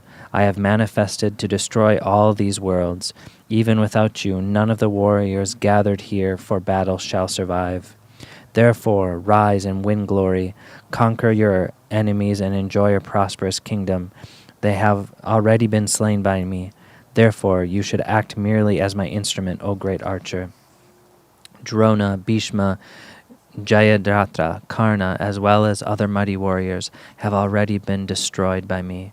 Therefore, kill them without hesitation. You shall surely defeat your enemies in battle. Sanjay said. Having heard the words of Sri Krishna, Arjuna placed his palms together and bowed down. Trembling with fear and awe, he paid his respects and spoke in a choked voice. Arjuna said, O Krishna, It is right that the world is delighted by you and glorifies you. While the terrified demons flee in all directions, the hosts of perfected beings bow down to you. And why should they not bow down to you? For you are greater than even Brahma. O Infinite One, Lord of gods, O abode of the universe, you are the imperishable Brahman, the manifest and the unmanifest, and that which is beyond both. You are the original Godhead and the most ancient person. You are the ultimate support of the universe. You are the knower and the knowable. You are the supreme goal. The whole universe is pervaded by you, Lord of infinite forms. You are Vayu, Yama, Agni, Varuna, the moon, Prajapati, and the great grandsire. I bow down to you. I bow down to you 1,000 times, then I still bow down to you. I bow down to you from the front and the back. I bow down to you from all directions, since you are everywhere. O Lord, who has the unbounded power and limitless might, you pervade all beings and therefore are all that is. Either through the negligence or affection, I am unaware of your majesty. I was unaware of your majesty. Thinking of you as a friend, I spoke rashly and addressed you, saying, O Krishna, O Yadava, O friend. Whatever disrespect I have shown you while joking, playing, resting, while you were sitting or eating together, while alone or in the presence of others, I beg your forgiveness, for you are beyond understanding. You are the Father of the world, of all moving and non-moving beings. You are its teacher and one most worthy of reverence. There is none equal to you. How then could there be another greater than you in the three realms? Your glory cannot be matched. Therefore, bowing down and prostrating myself, I beg your pardon. O adorable Lord, please tolerate me as a father does his son, a friend does his friend, and a lover his beloved. O Lord, I am delighted that I have seen what has never been seen before, but my mind is overwhelmed with anxiety. Be gracious and show me your other form, O Lord of gods, abode of the universe. I wish to see you wearing a crown, holding a mace and a discus in hand. O Vishnu, O thousand-armed one, show me once more your four-armed form.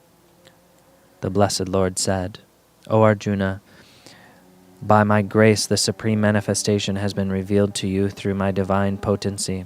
It is filled with energy. It is cosmic, infinite, and primeval. It has never been seen before by anyone apart from you. Neither through this study of the Vedas, nor the sacrifices, nor the recitation of the scriptures, nor by charity, nor by rituals, nor by strict austerities can I be seen like this by anyone else but you in this material world, O Arjuna. Do not fear or be confused anymore by looking at this terrifying form of mine. Let it be finished. Let your anxiety subside and your mind be contented. Behold again the other form of mine. Sanjay said, having spoken in this way to Arjuna, Sri Krishna revealed his four-armed form. The great being reassured the frightened Arjuna, and then again assumed his benign two-handed form. Seeing this human form of yours, O Krishna, my mind is at peace, and I have been restored to my normal state. The Blessed Lord said, it is extremely difficult to behold this form of mine which you have seen. Even the gods are ever longing to see it. Not through the Vedas, nor by austerities, nor by charity, nor by the performance of sacrifice can I be seen in the way you have here. Only by single-minded devotion, Arjuna, is it possible to truly know, see, and indeed enter into my abode. Whoever serves me regards me as the highest. Whoever is devoted to me is free from attachment and shows no malice towards any living being comes to me, O Arjuna.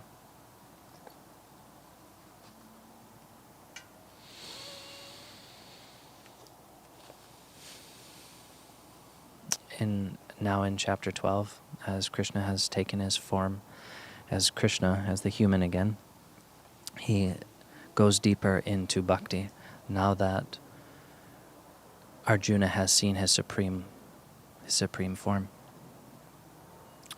Arjuna said, between the devotees who worship you, meditating on you in the way described, and those who contemplate in the imperishable, impersonal aspect of you, who is superior? The Blessed Lord said, in my opinion, those who are forever absorbed in me with strong faith and worship my personal form with focused minds are on the highest path. But those who contemplate on the imperishable, the indefinable, the unmanifest, the omnipresent, the inconceivable, the transcendent, fixed, constant, impersonal aspect of the truth, having subdued all their senses, remaining equal-minded and intent on the welfare of all beings, they too eventually come to me. But greater is the difficulty of those whose mind are attached to the impersonal truth. For those who are embodied, that path is filled with suffering. But those who love and surrender all their actions to me, who worship me with exclusive devotion and fix their minds on me alone, for such people, Arjuna, who have their consciousness absorbed in this way, I quickly deliver them from the ocean of birth and death. But if you are unable to center your mind on me, then seek to reach me, O Arjuna, by constantly practicing yoga. But if you are unable to practice this yoga, then devote yourself to serving me. For even by dedicating your actions to me, you will attain perfection. But if you are unable to even act in remembrance of me, then to gain self-control, renounce the fruits of every action. Knowledge is far better than simple practice. Meditation is better than knowledge, and renouncing the fruits of action is better than meditation. From such renunciation, peace immediately appears. The person who has no hatred towards any living being, who is friendly and compassionate to all, who is free from the notions of I and mine, who regards pain and pleasure with equanimity, who is forbearing, contented, who is constantly contemplating self-restrained and firm in one's convictions, dedicating his mind and intellect to me, such a devotee is dear to me. He who does not disturb the world and is not disturbed by the world, who is free from joy and sorrow, fear and passion, he is dear to me. One who is free from expectations, who is pure, skilled, impartial, and free from anxiety, who has renounced material pursuits, he is dear to me. One who is full of devotion to me, who does not rejoice or hate, who does not grieve or desire, who renounces both enjoyable and vile objects, such a devotee is dear to me. He who is the same both enemy and friend, who sees honor and dishonor as equal, who is indifferent to cold and heat, pleasure and pain, who is free from all attachments, who is unaffected by both praise and blame, and content with any condition, who has no home, who is steady in mind, and who is devoted to me, such a person is dear to me. But those devotees who practice this immortal teaching with full faith, as taught by me, and who regard me as the Supreme, are exceedingly dear to me.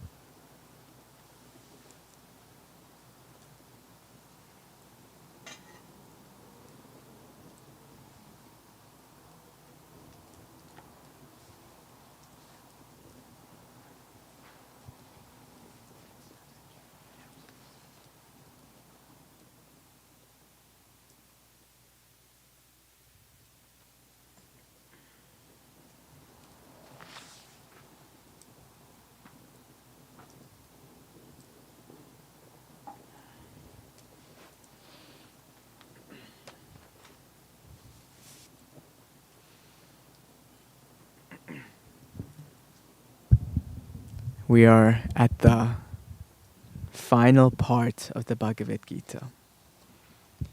So far in the middle chapters, Krishna has spoken about the power of bhakti. Now he'll start to give us tools and understandings of how we can view this world in a way where we can practice our bhakti. So the last 6 chapters is considered supplemental knowledge.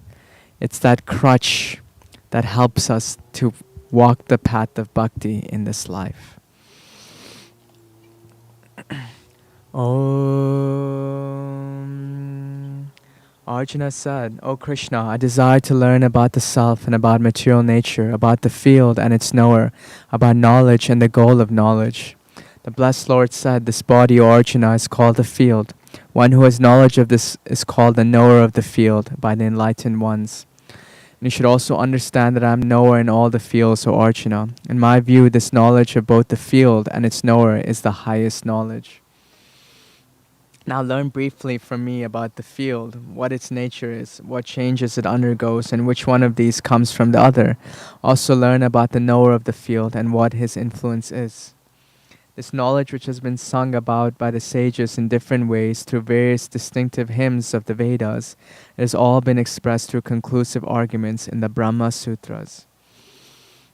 The principal elements, the ego, the intellect, the unmanifested, the 10 senses, the 5 objects of the senses, attraction, aversion, pleasure and pain, the different faculties of the body, consciousness, and one's resolve, is briefly what composes the field and the various transformations it undergoes. Being free from pride and deceit, humility, not harming, patience, integrity, service of the master, purity, steadfastness, and self-restraint, being detached from sense objects, rising above the sense of the ego, seeing the misery of birth, death, old age, and suffering, being without attachment and entanglement for son, wife, home, and other such things, being equal-minded, having exclusive, undeviating devotion to me, being in solitude, being removed from the company of others, having constant dedication to the path of self-realization and the goal of truth, all of this should be considered knowledge, and everything else is ignorance. I shall now explain what one must strive to know. Once this is realized, one attains immortality.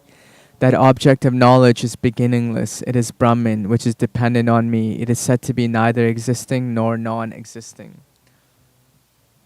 Its hands and feet are everywhere. Its eyes, heads, and faces are everywhere. Its ears are on all sides, and it exists pervading all things. It illumines the senses while remaining unconnected with the sense organs. It is detached and yet supports all. It is free from the gunas, and yet it experiences the gunas. It is inside and outside all beings. It is moving yet unmoving. It is so subtle that no one can comprehend it. It is far away and yet so very near. It is one and yet appears divided among living beings. That which must be known is the sustainer of all living beings. It devours them and brings them back into existence. It is the light of all lights, beyond all darkness. It is knowledge itself, the object of knowledge, and it can be attained through knowledge. It is present in the hearts of all beings. In this way, I briefly explain the field, knowledge, and the object of knowledge. Upon realizing this, my devotee attains that supreme relationship with me. Know that both material nature and the self are without beginning, and all the transformations and gunas arise from this material nature. Nature is said to be the cause of this material universe. The individual consciousness being, however, is said to be the cause of the various pleasures and pain experienced. The self, which is situated in all material nature, experiences the effects of the different gunas that arise from it.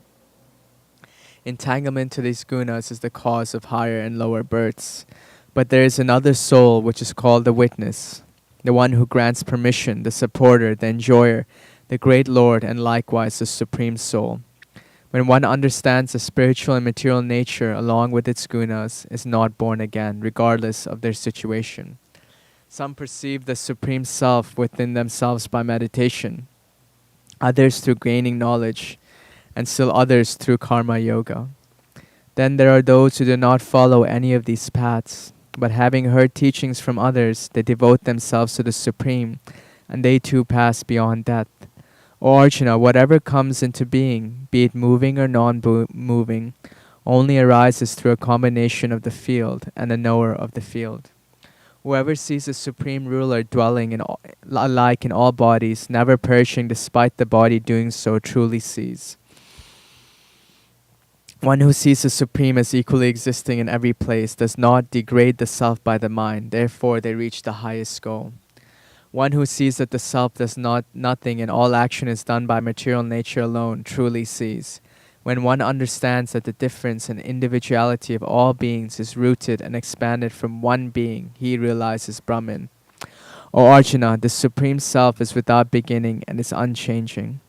Though it is in the body, it is free from the gunas. It neither acts nor is sustained by action. As all-pervading space is never affected by anything because of its subtle nature, so too the self dwelling in the body is not tainted by the body. As the sun alone illumines this whole world, Arjuna, so too does the knower of the field illumine the whole field. Those with the eyes of wisdom who can perceive the difference between the field and the knower of the field, and how beings can be liberated from material nature, they attain the supreme.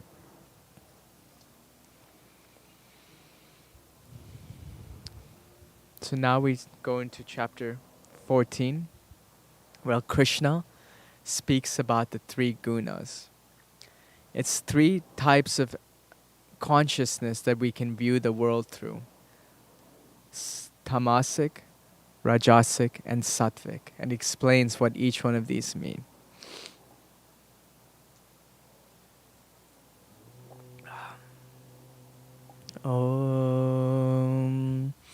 The Blessed Lord said, I shall speak to you again of another kind of knowledge.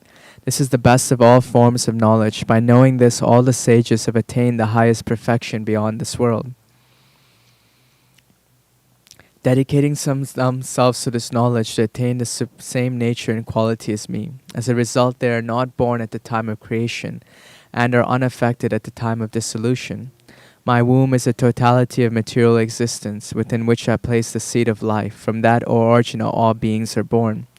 Different beings come from various wombs, O Arjuna, but this material nature is the womb for all of them, and I am the seed-giving father. Sattva, Rajas, and Tamas are the gunas that arise from Prakriti. They are responsible for the bondage of the unchanging self to the body, O Arjuna. Of these, because Sattva is pure, it is illuminating and free from contamination. It causes bondage, O Arjuna, through attachment to happiness and to learning. O Arjuna, understand that Rajas is the nature of passion and arises from craving and attachment. It causes bondage through attachment to action. Arjuna, know that Tamas is born of ignorance and causes the delusion of all embodied cells. It creates bondage through negligence, laziness, and sleep. The mode of Sattva generates attachment to pleasure and Rajas to action, O Arjuna. But the mode of Tamas, obscuring wisdom, creates attachment to negligence. Sometimes Sattva prevails by subduing Rajas and Tamas. Sometimes Rajas prevails by subduing Tamas and Sattva. And other times Tamas prevails by subduing Rajas and Sattva. When the light of wisdom radiates in all the doorways of the body, then one should know that Sattva prevails. Greed, intense endeavor, the undertaking of different tasks, restlessness and craving arise, O Arjuna, when Rajas is dominant. Dullness, stagnation, negligence, and even delusion arise, O Arjuna, when Tamas dominates. If the embodied self meets death when Sattva predominates, then it proceeds to the pure realms of those who know the highest truth. Meeting death when Rajas predominates, one is born among those attached to action. Similarly, one who meets death when Tamas prevails is born among the beings in delusion. It is said that the results of good deeds is pure and of nature of Sattva, but the result of Rajas is suffering and results of Tamas is ignorance. From Sattva arises wisdom, from Rajas comes greed, and from Tamas comes negligence, delusion, as well as ignorance. Those who are established in Sattva rise upwards, those who dwell in Rajas remain in the middle, and those who adhere to Tamas, influenced by the lowest tendencies, go downwards. When enlightened one sees that nothing acts other than the gunas, and when he realizes what lies beyond the gunas, then he attains my nature. Transcending these three gunas from which the body arises, the embodied self is free from birth, death, old age, and suffering, and thereby attains immortality. Arjuna said, what are the indications of one who has transcended these three gunas? How does one behave? How does one overcome the three gunas? The Blessed Lord said, O Arjuna, he does not resent illumination, activity, or delusion when they appear, nor does he long for them when they are absent. He remains indifferent and undisturbed by the gunas. He knows it is the gunas alone that are active, and so he remains stable and unwavering. He is equal in pleasure and pain. He is focused within. He sees a lump of earth, a stone, and a piece of gold the same. He is firmly resolved and is equal to those who are dear to him and those who are not. He regards praise and blame equally. He is indifferent to honor and dishonor. He is equal to friends and enemies. He has abandoned all worldly ambitions. Such a person is said to have transcended the gunas. And by serving me with unswerving devotion, one transcends the gunas and becomes fit to attain their true relationship to me. For I am the foundation for the immortal, unchanging Brahman. I am also the basis for this eternal Dharma and for perfect happiness.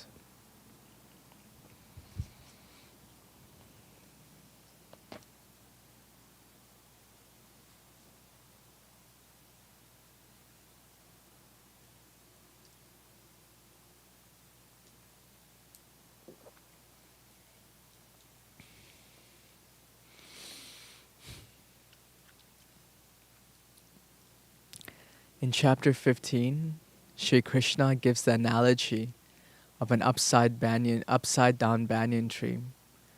And he speaks about how this banyan tree represents the material world that we live in and how we can rise above it. The blessed Lord said, "The Vedas speak of an indestructible ashwatha tree with its roots above and branches below, the leaves of which are the Vedic hymns. The one who knows this tree knows the Vedas. Its branches are spread out both above and below, nourished by the gunas. The objects of the senses are the shoots. The roots extend downward into this material world where they combine with action, they give results. Its form cannot be fully perceived, for it has no end, beginning, or foundation. But using the strong weapon of detachment, one should cut down this firmly rooted ashwatha tree. One should then seek that realm which once attained one never comes back from.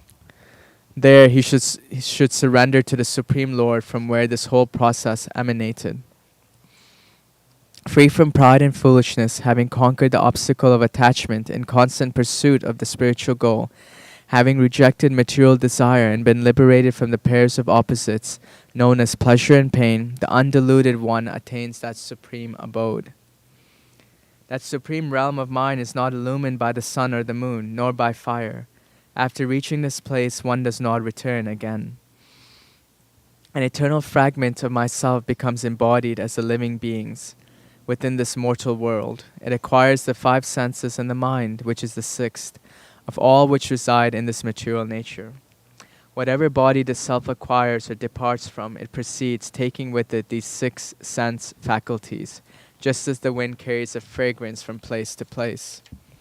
Presiding over the ear, the eye, the sense of touch, the tongue, the nose, and the mind, the self experiences the objects of the senses.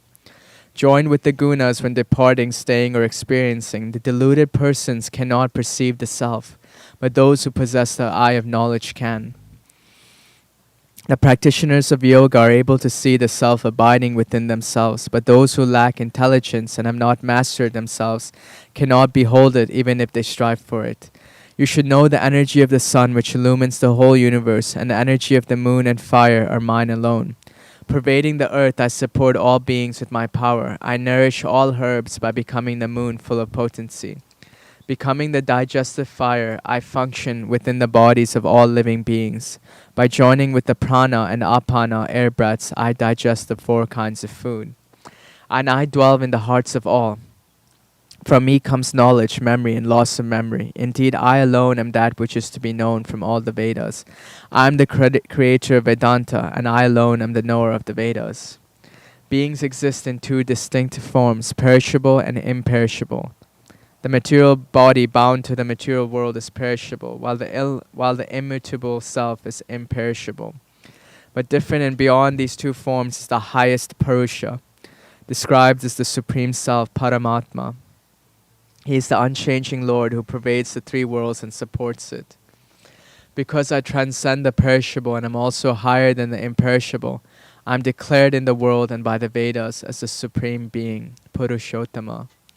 Whoever is not deluded and understands me as the highest Purusha knows all. He worships me with his whole being. O sinless one, I have now revealed the most mysterious doctrine. By understanding this, O Arjuna, one will become truly wise and would have fulfilled all duties.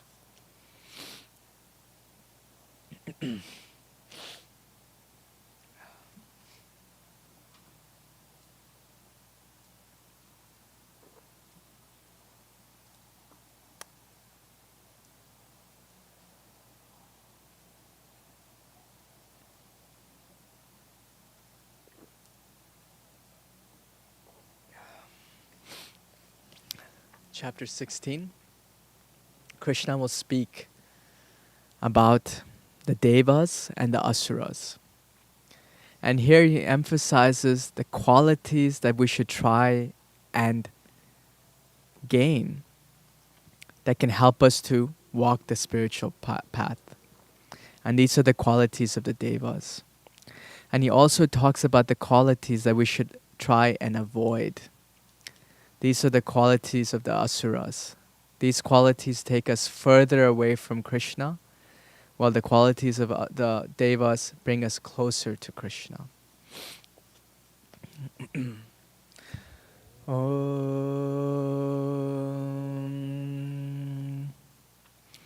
The Blessed Lord said, fearlessness, purity of heart, the steadfast pursuit of knowledge, charity, self-control, worship, study of the Vedas, austerity, honesty, refraining from harm, truthfulness, freedom from anger, renunciation, tranquility, freedom from fault-finding, compassion to all beings, freedom from greed, kindness, modesty, never wavering, energy, patience, fortitude, purity, freedom from malice, and humility.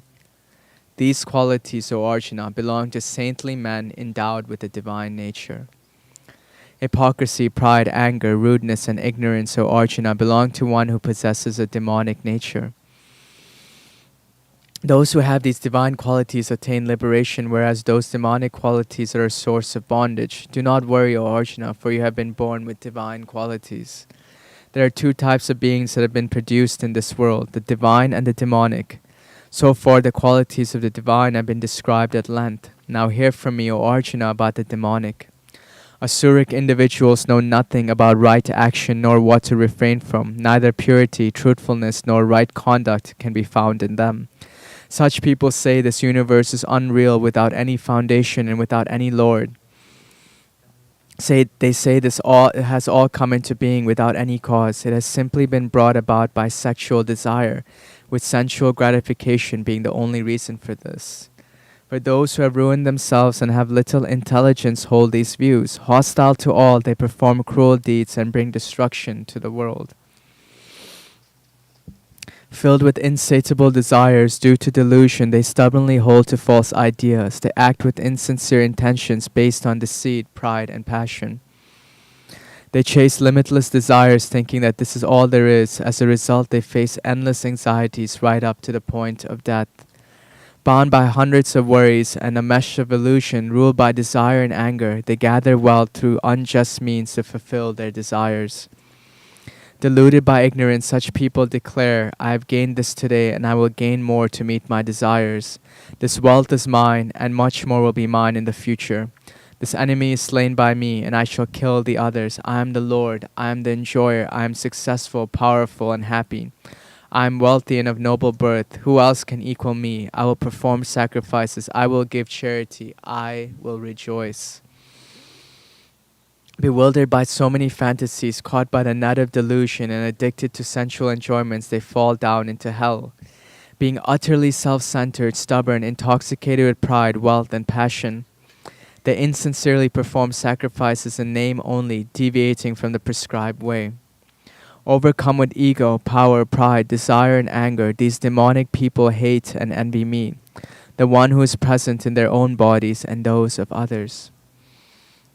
These wicked people are filled with hatred and are the worst of humankind. Within the cycle of birth and death, I continuously cast them out into the wombs of demonic beings. Life after life, these fools exist among demonic beings and never attain me, O Arjuna, and so they attain the lowest state of existence. There are 3 gateways to this hell: desire, anger, and greed. Therefore, one should abandon them as they bring ruin to the soul. One who has been liberated from these three gates of darkness, O Arjuna, will do what is beneficial to the self, and hence they reach that supreme abode. Whoever disregards the principles of the scriptures and acts under the influence of their personal desire can never attain perfection, happiness, or the supreme abode. Therefore, let the scriptures be your authority for determining what should and should not be done. Having learned what they have instructed, you can perform your duty.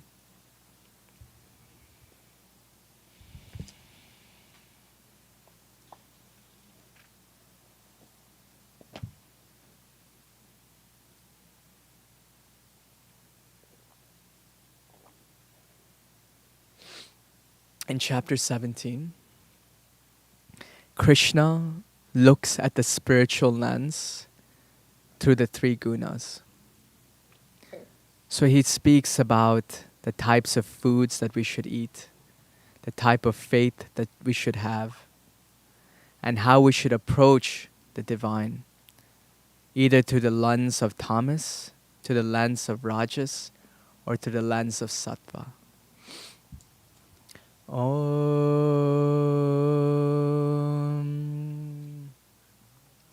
Arjuna said, Krishna, what is the position of those who disregard the rules of scripture but still worship with faith? Is it sattva, rajas, or tamas? The blessed Lord said, the faith of embodied beings comes from their inherent nature and is of three types, sattvic, rajasic, and tamasic. Now listen while I describe them. O Arjuna, the faith of each person is in accordance with one's nature. A person is made from this faith. Whatever that faith is, that is what he becomes. Those of sattvic faith make offerings to the gods. The rajasic type worship rakshasas and rakshasas. And the others, who are tamasic in faith, worship ghosts and spirits. Those who practice torturous self-discipline, not approved of by scripture, are filled with hypocrisy and egoism, and are compelled by desire and attachment. These foolish people simply cause their material bodies to waste away. They also harm me, who dwell within their bodies. Such people are demonic by nature. The food which is enjoyed by all is also of three types, as are sacrifices, austerity, and charity. Now listen to the analysis of them. Foods which are liked by sattvic people bring longevity, alertness, energy, and health, pleasure, and delight. Such foods are tasty, juicy, crisp, and pleasant. Those dominated by rajas like foods which are bitter, sour, very salty, very hot, strong tasting, pungent, burning. Such foods produce pain and sorrow and disease. Foods which are stale, tasteless, foul, putrid, left over, and impure are loved by tamasic people. The sattvic sacrifice is one that is performed in accordance with scriptures without any desire for reward and is motivated by a sense of duty. But Arjuna, the sacrifice which is performed with an expectation of reward and for the praise of others is the nature of rajas. That sacrifice which is not based on scriptural authority, which is without proper offerings or recitation of mantras, which does not have offerings to Brahmins, or any sincere faith, is considered to be tamasic in nature. Austerity of the body is about worship of the gods, Brahmins, teachers, and enlightened beings. It involves being clean, honest, celibate, and refraining from violence. Austerity of speech means not causing distress to others, stating the truth, speaking lovingly, what is beneficial, and also reciting the Vedas. Austerity of the mind means being peaceful, benevolent, silent, and self-controlled with pure thoughts. When these three forms of austerity are practiced with firm faith and without any desire for reward, it is the nature of sattva. Austerity practiced with vanity for the sake of honor, praise, and good reputation is rajasic. Such practice is unstable and impermanent. And austerity practiced with foolishness, which tortures oneself or inflicts harm to others, is considered tamasic. Charity that is done from a sense of duty to a deserving person without expectation at the proper place and time is said to be sattvic in nature. But charity which is given with the expectation of receiving in the hope of some future reward, or which is done grudgingly, is considered rajasic. That gift which is given at the wrong place and wrong time to an unworthy person with neglect and without due respect is considered tamasic. From the very beginning, the three syllables Om Tat Sat are personified Brahman. It was with this sacred mantra that the Brahmins, the Vedas, and the sacrifices were established. Therefore, in accordance with the Vedas, the saintly persons always chanted the syllable Om before all acts of worship, charity, and austerity. Without expecting the fruits of their action, those who seek liberation from rebirth chant the syllable Tat when they perform acts of sacrifice and austerity. Arjuna, the term Sat means existence and virtue. It is also used to describe any righteous action. Because of this, dedication to sacrifice, austerity, and charity is called Sat. And also any action done for the sake of these is termed Sat. But Arjuna, whatever is offered without faith, be it sacrifice, austerity, or charity, is called Asat. It is worthless in this world and the next.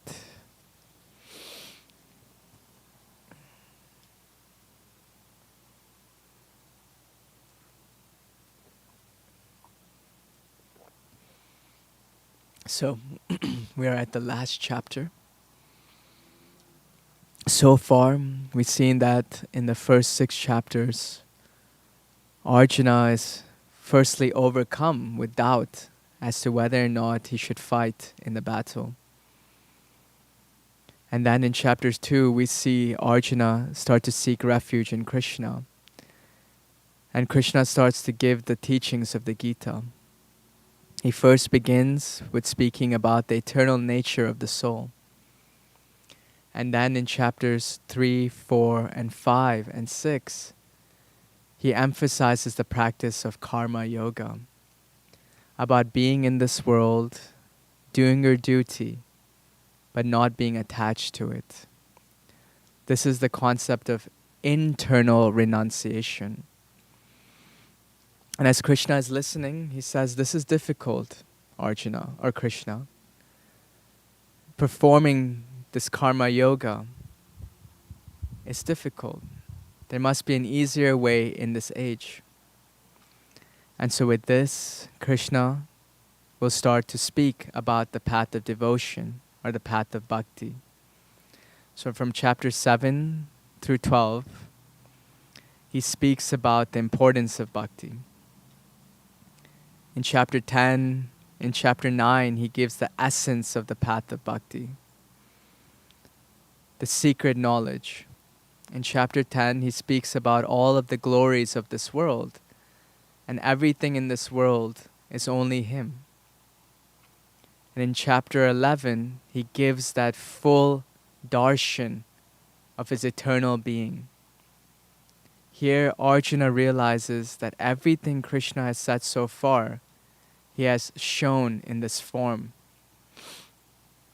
In chapter 12, Krishna summarizes the path of bhakti, the simplicity of bhakti.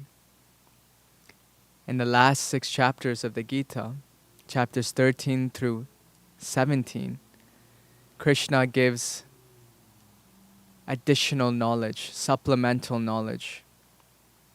In chapter 13, he speaks about the knower of the field and the field, which is none other than this world and the Lord. In chapter 14, he speaks about the 3 gunas, tamas, rajas, and sattva. In chapter 15, he gives the analogy of the upside down banyan tree and how we should cut down this tree with the sword of knowledge.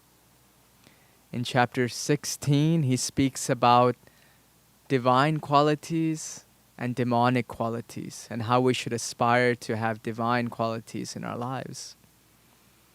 And in chapter 17, he speaks about the spiritual path through the lens of the 3 gunas.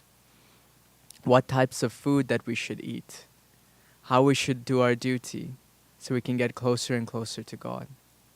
And finally, in chapter 18, Krishna will summarize everything that he has spoken so far and give that final teaching of Sharanagati, or complete surrender to the Lord, so we can attain that blissful relationship with him.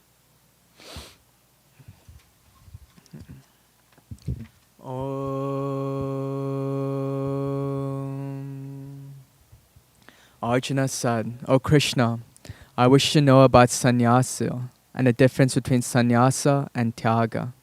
The blessed Lord said, learned men understand that sannyasa means the giving up of all works which are motivated by desire, and the declared tyaga to be renouncing the fruits of all action. Some wise persons say that all actions should be given up as they are inherently defective. Others declare that actions such as sacrifice, charity, and austerity should never be given up. Now Arjuna, listen to my verdict regarding tyaga, for this can be of three kinds. The acts of sacrifice, charity, and austerity should not be given up, but should be performed, for these acts purify even the wise. But Arjuna, even these three practices should be performed, giving up all attachment and the desire for reward. Actions that have been prescribed should never be given up. Renouncing such actions through ignorance is tamasic in nature. If one renounces action because it is painful or brings suffering to the body, it is born of rajas and does not yield the fruit of renunciation. But when prescribed action is performed as a matter of duty, giving up attachment to them as well as their fruits, such renunciation is regarded as sattvic. The one who is established in sattva is wise and free from doubts. He neither hates unpleasant work nor does he become attached to work which is pleasant. It is impossible for an embodied being to abandon action entirely, but one who gives up the rewards of action is a true renunciate. Undesirable, desirable, and mixed are the three kinds of result from action. After that, these affect one who has not renounced, but never those who have. Now learn from me, Arjuna, about the 5 factors established by the Sankhya system, which bring about the results of action. They are the seat of action, the actual performer, the various sense organs, the different kinds of effort, and the Lord himself, who is the 5th cause. Whatever work one undertakes with body, speech, and mind, whatever right or wrong, these 5 are its cause. This being the case, the fool with an underdeveloped intelligence, who sees only himself as the agent, does not see at all. Even though one slays all these men, if his understanding is not tainted by action, and he is free from any notion of being the doer, he does not kill, nor is he bound. The act of knowing, the object of knowledge, and the knower are the 3 things that stimulate action, and the instrument, the act itself, and the performer are the 3 components of action. Based on the 3 gunas, there are 3 ways of seeing knowledge: action and the performer of action. Now listen as I describe them for you. That knowledge which reveals one changeless reality in all beings, undivided in different bodies, is sattvic in nature. That knowledge which is based on distinction and which sees different entities in varying physical forms is rajasic in nature. But that knowledge which is not based on reason, which clings to one single idea as if it were everything, which is oblivious to truth and therefore limited, that knowledge is declared to be tamasic. Repeat this verse. That knowledge which is not based on reason, which clings to one single idea as if it were everything, which is oblivious to truth and therefore limited, that knowledge is declared to be tamasic. Prescribed work which is done with attachment, without desire or hatred, by one who does not look for any reward is said to be sattvic. Action performed with the longing to fulfill desires and which is motivated by ego or excessive endeavor is said to be rajasic. And that work which is done under delusion, which does not consider one's ability and does not care about the consequences, loss or injury involved, is said to be tamasic. The performer of action who is free from attachment and self-centeredness, who is endowed with determination and enthusiasm, and is unaffected by success and failure, is said to be sattvic. That performer of action who desires the fruits of his actions, who is greedy, envious, impure, and always overwhelmed by delight and grief, is said to be in the mode of rajas. And that person who is unqualified, vulgar, stubborn, vicious, dishonest, lazy, morose, and a procrastinator is said to be tamasic. Now here Arjuna has explained the difference between the 3 types of intelligence and the determination according to the gunas. That intelligence, Arjuna, which understands prescribed action and renunciation of action, which can discern what ought to be done and what ought not to be done, what should be feared and what should not, what brings bondage and what brings liberation, is in the mode of sattva. The intelligence which brings confusion about what is right and what is wrong, about what should or should not be done, is under the influence of rajas. The intelligence, Arjuna, which is covered in darkness and regards unrighteousness or righteousness, and righteousness is unrighteousness, as the wrong idea in all things, and is considered tamasic. That determination by which one can study the mind, breath, and senses in undeviating yoga practice is of the nature of sattva. That determination, Arjuna, which causes one to seek rewards from the pursuit of righteousness, desire, and wealth, is of the nature of rajas. And that determination by which a foolish person is unable to go beyond sleep, fear, grief, depression, and egotism, O Arjuna, is the nature of tamas. Arjuna, there are also 3 types of happiness. Hear from me about the happiness which is obtained after continued practice and which frees one from suffering. Sattvic happiness is like poison in the beginning, but eventually becomes like nectar. It arises from a serene state of mind and leads to one knowing the self. Rajasic happiness, however, is like nectar in the beginning and ends in poison. It arises from the senses contacting their sense objects. And tamasic happiness causes delusion both at the beginning and the end. It is based on sleep, laziness, and foolishness. There's no being on earth or even among the gods in heaven who is free from the influence of these gunas arising from this material nature. The duties of the brahmanas, kshatriyas, vaishyas, and the shudras, Arjuna, are also divided according to the gunas which arise from the inherent nature. Serenity, restraint, self-discipline, purity, patience, integrity, knowledge, wisdom, and faith in the Vedas, all these constitute the qualities of the brahmanas by which they carry out their work.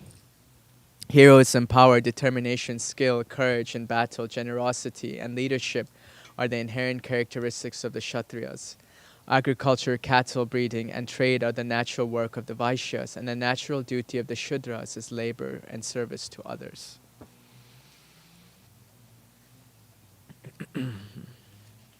Through dedication to one's own duty, one attains perfection. Now listen to exactly how a person dedicated in such a way achieves perfection.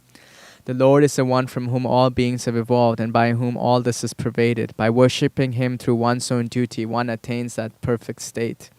Better is one's own dharma imperfectly done than the dharma of another done perfectly. When one practices the dharma ordained by their own nature, they never bear any sin.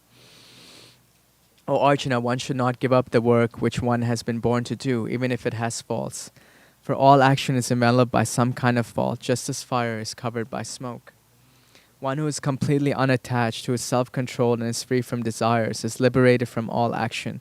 Such renunciation brings that supreme perfection. Now learn from me briefly, Arjuna, how one who has achieved this perfection attains Brahman, which is the highest state of knowledge. Using his purified intellect, subduing the mind with determination, renouncing the objects of the senses such as sound, abandoning attraction and hatred for things, living in solitude, eating little, restraining his speech, body, and mind, constantly engaged in the yoga of meditation with a mood of dispassion, having given up all self-centered ideas along with power, arrogance, desire, anger, and material things, such a person has no sense of ownership, remains peaceful, and becomes worthy of the state of Brahman. Having realized that state of Brahman and becoming full of joy, he neither grieves nor craves for anything. Being the same to all beings, he realizes supreme devotion to me. By devotion alone, he gains the true knowledge of who and what I am. Knowing me in this way, through this devotion, he unites with me. Constantly engaged in all prescribed duties, but utterly surrendered to me, through my grace, he attains the eternal changeless state. Now we are entering the last 20 verses of the Gita, where Arjuna is taught the essence of bhakti, the essence of sharanagati.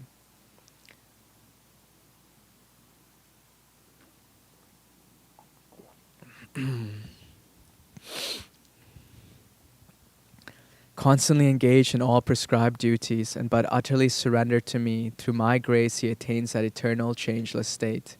Mentally dedicating all actions to me, think of me as the supreme goal, and engaged in yoga, focus your mind on me.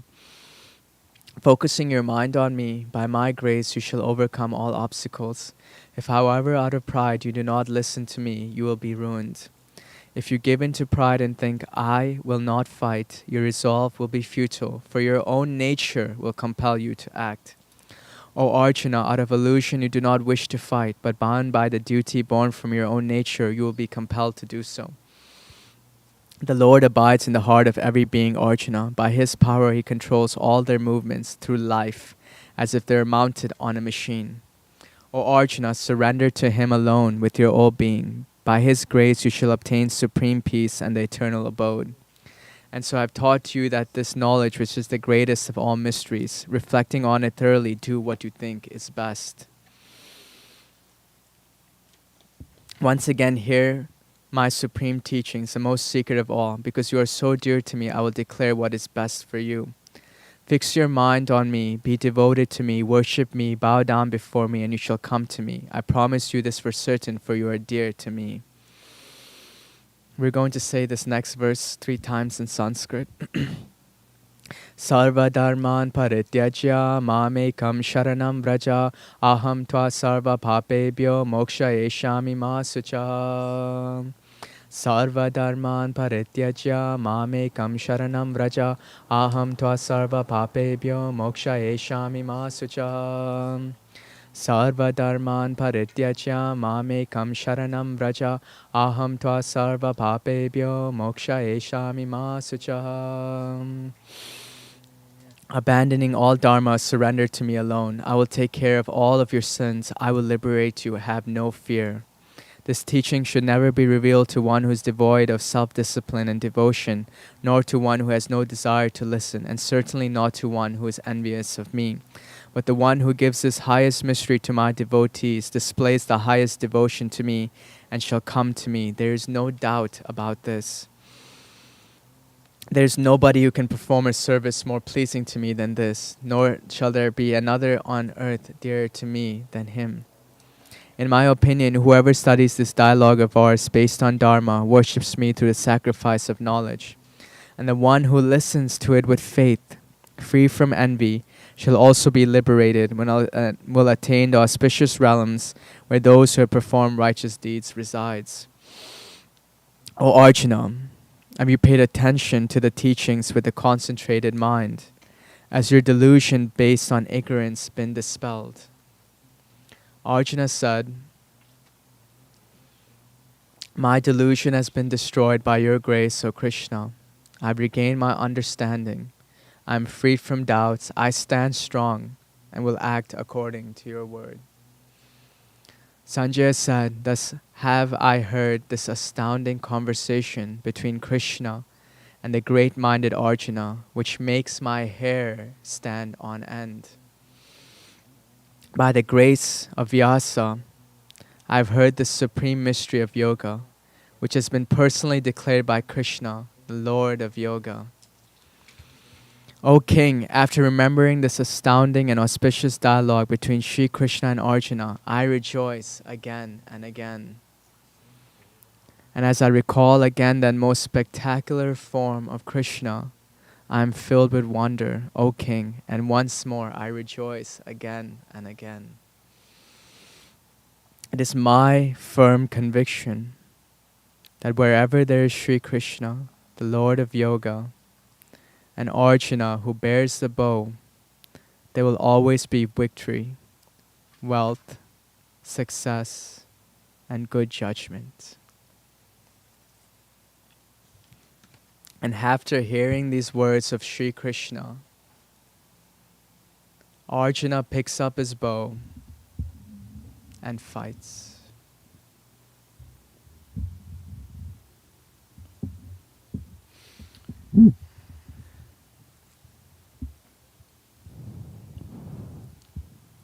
Jai Gurudev, everybody. Thank you for joining us for the Yagna. Now I'll take some moments to pray for each individual of our Sangha, that the knowledge that Sri Krishna gave to Arjuna can be understood and lived and attained by each of us.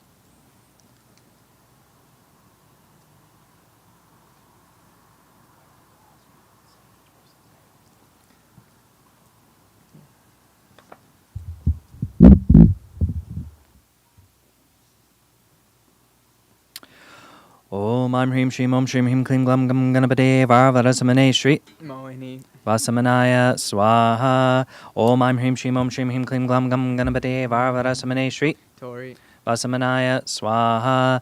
Om Aim Hrim Shrim Om Shrim Him Klim Glam Gam Ganapate Varvarasamane Shri Radhadasi. Vasamanaya Swaha. Om Aim Hrim Shrim Om Shrim Him Klim Glam Gam Ganapate Varvarasamane Shri Vasamanaya Swaha. Om Aim Hrim Shrim Om Shrim Him Klim Glam Gam Ganapate Varvarasamane Shri Vasamanaya Swaha. Om Aim Hrim Shrim Om Shrim Him Klim Glam Gam Ganapate Varvarasamane Shri Vasamanaya Swaha. Om Aim Hrim Shrim Om Shrim Him Klim Glam Gam Ganapate Varvarasamane Shri Vasamanaya Swaha.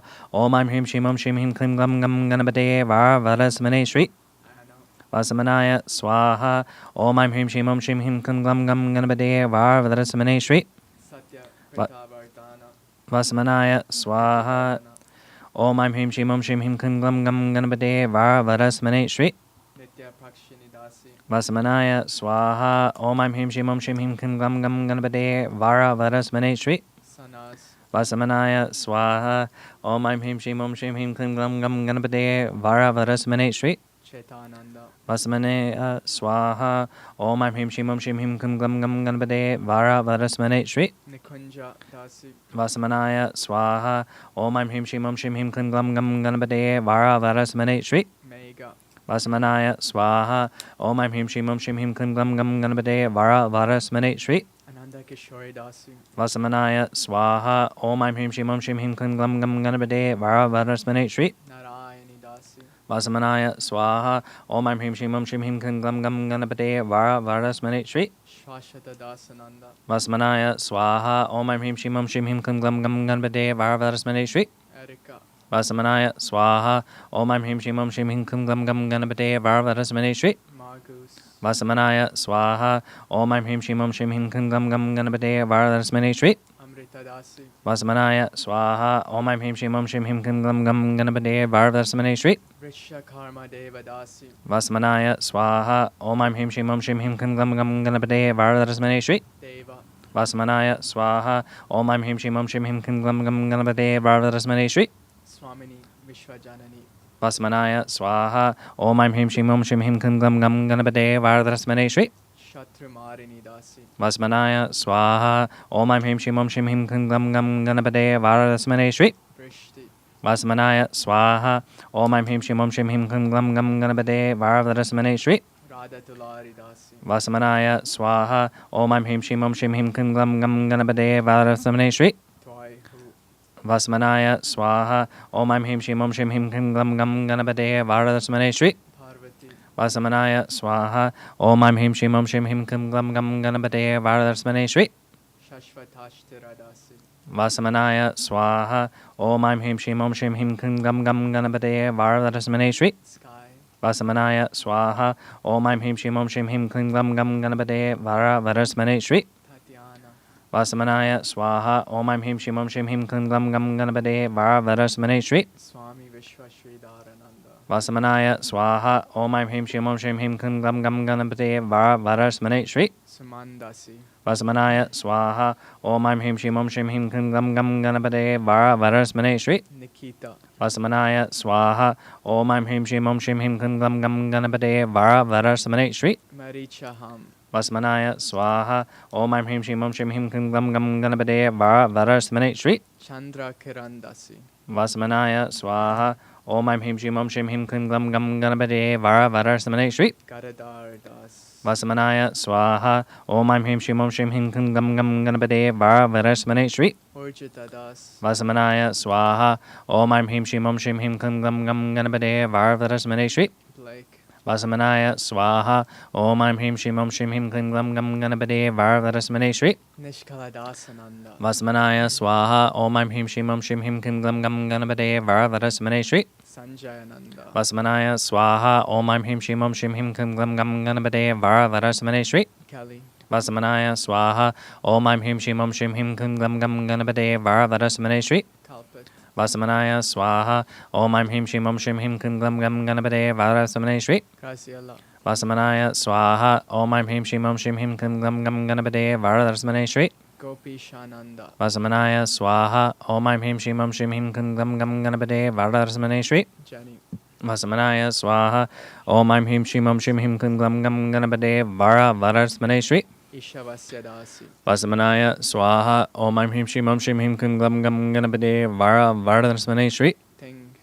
Vasamanaya Swaha. Om Aim Him Shim Om Shim Him Kum Gam Gam Ganapade Varadarasmane Shri. Swasti Dakshina Dasi. Vasamanaya Swaha. Om Aim Him Shim Om Shim Him Kum Gam Gam Ganapade Varadarasmane Shri. Govind. Vasamanaya Swaha. Om Aim Him Shim Om Shim Him Kum Gam Gam Ganapade Varadarasmane Shri. Aksharananda. Vasamanaya Swaha. Om Aim Him Shim Om Shim Him Kum Gam Gam Ganapade Varadarasmane Shri. Jivana Das. Vasamanaya Swaha. Om Aim Him Shim Om Shim Him Kum Gam Gam Ganapade Varadarasmane Shri. Lydia. Vasamanaya Swaha. Om Aim Him Shim Om Shim Him Kum Gam Gam Ganapade Varadarasmane Shri. Anjaneya Das. Vasamanaya Swaha. Om Aim Him Shim Om Shim Him Kum Gam Gam Ganapade Varadarasmane Shri. Shambhavi Dasi. Vasamanaya Swaha. Om Aim Him Shim Om Shim Him Kum Gam Gam Ganapade Varadarasmane Shri. Surya Saraswati. Vasamanaya Swaha. Om Aim Him Shim Om Shim Him Kum Gam Gam Ganapade Varadarasmane Shri. Boji. Vasamanaya Swaha.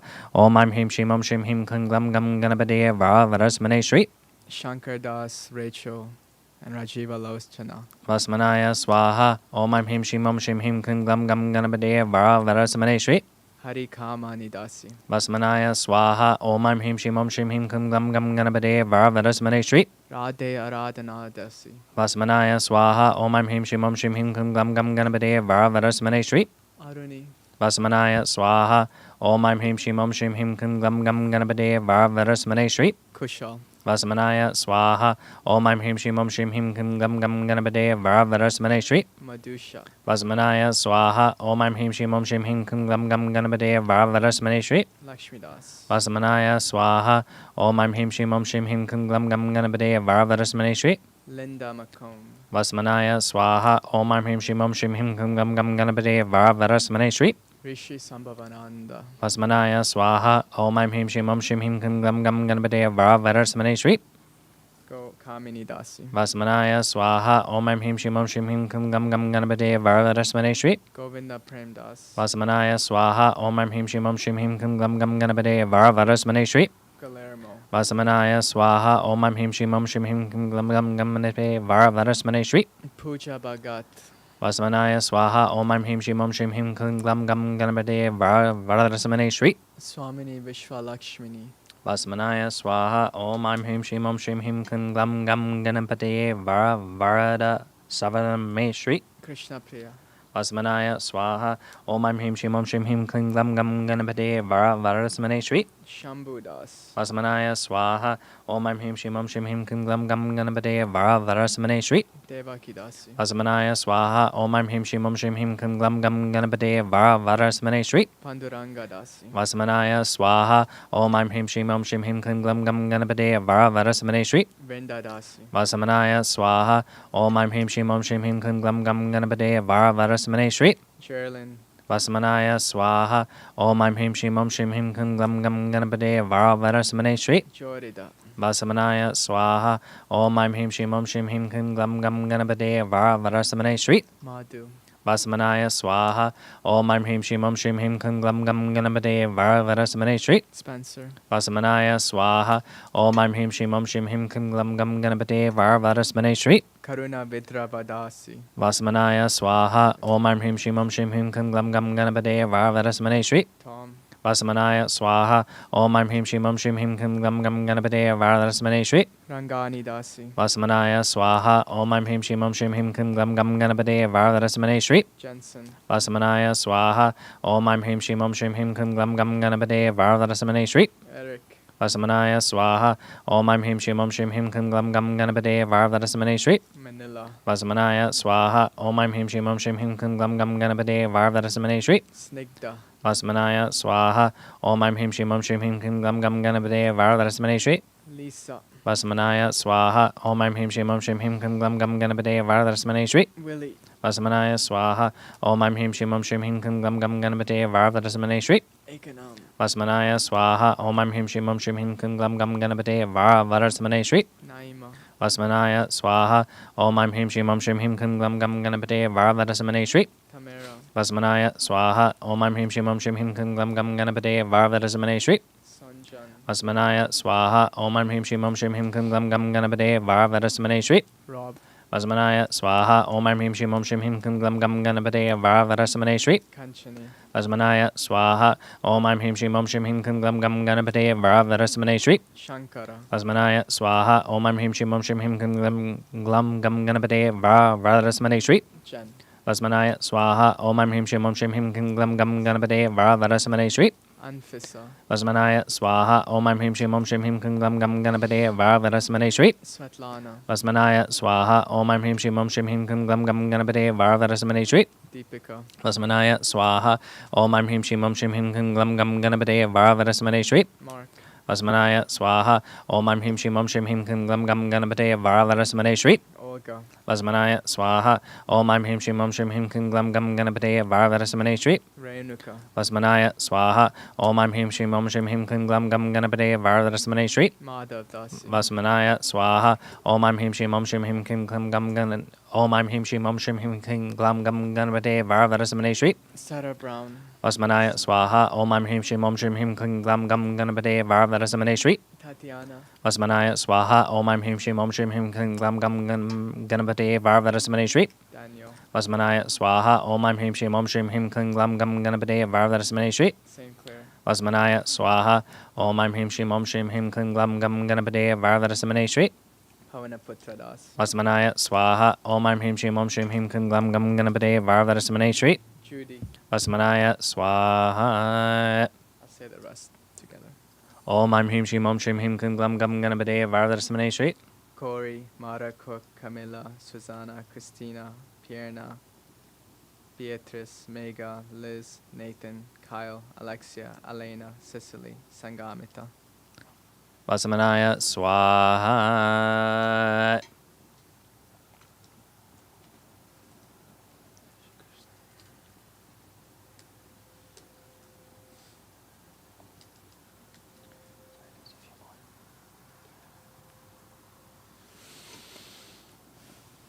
Om Aim Him Shim Om Shim Him Kim Glam Gam Ganapate Varavatasmane Shri Sairam, Vasmanaya Swaha Om Aim Him Shim Om Shim Him Kim Glam Gam Ganapate Varavatasmane Shri Bhairavi, Vasmanaya Swaha Om Aim Him Shim Om Shim Him Kim Glam Gam Ganapate Varavatasmane Shri Meenakshi, Vasmanaya Swaha Om Aim Him Shim Om Shim Him Kim Glam Gam Ganapate Varavatasmane Shri Dice, Vasmanaya Swaha Om Aim Him Shim Om Shim Him Kim Glam Gam Ganapate Varavatasmane Shri Madhava Das, Vasmanaya Swaha Om Aim Him Shim Om Shim Him Kim Glam Gam Ganapate Varavatasmane Shri Swamini Vishwa Prativa, Vasmanaya Swaha Om Aim Him Shim Om Shim Him Kim Glam Gam Ganapate Varavatasmane Shri Annie, Vasmanaya Swaha Om Aim Him Shim Om Shim Him Kim Glam Gam Ganapate Varavatasmane Shri Hasini, Vasmanaya Swaha Om Aim Him Shim Om Shim Him Kim Glam Gam Ganapate Varavatasmane Shri Alex, Vasmanaya Swaha Om Aim Him Shim Om Shim Him Kim Glam Gam Ganapate Varavatasmane Shri Nadira, Vasmanaya Swaha Om Aim Him Shim Om Shim Him Kim Glam Gam Ganapate Varavatasmane Shri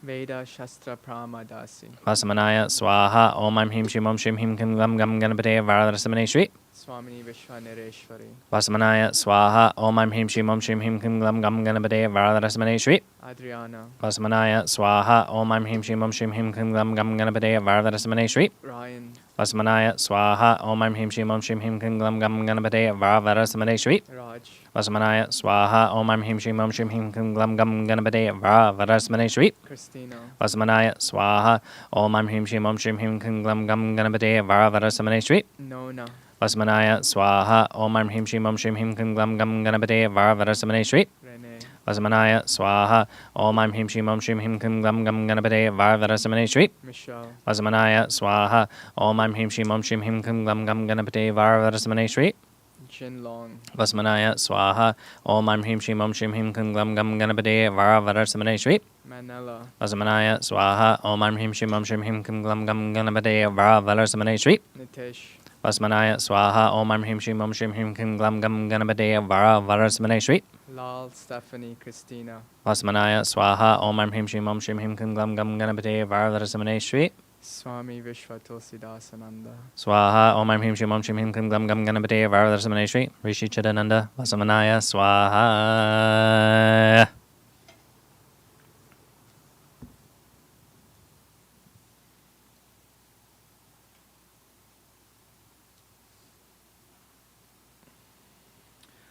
Om Klim Krishnaya Govindaya Gopijana Vallabhaya Paraya Param Purushaya Parakama Mancha Yancha Tancha Ausaradi Sastrani Samaraya Samaraya Mrityo Mochaya Mochaya Om Namo Bhagavate Mahasarishanaya Dipti Jwala Pritaya Samane Shamanahum Pat Parashmane Param Brahmane Param Joshe Swaha. Om Prithviyaya Namaha Swaha. Om Yamunaya Namaha Swaha. Om Shri Samaraya Namaha Swaha. Om Sarvabhyo Namaha Swaha.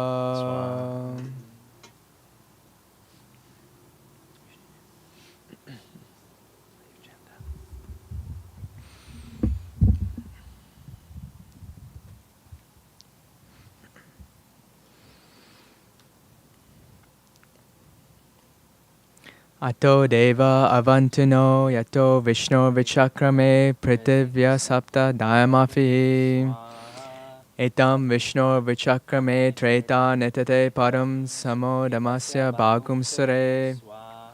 Treni pata vichakrame Vishnu gopa atabhyaha tato dharmani dharene.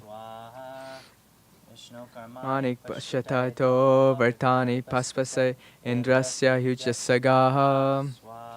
Tat Vishnu paramam paragum sarapishanti suryaha divi vyachakshuratatam. Tat vipraso vipanyavo jagurvagum sasamendate Vishnuryat paramam param.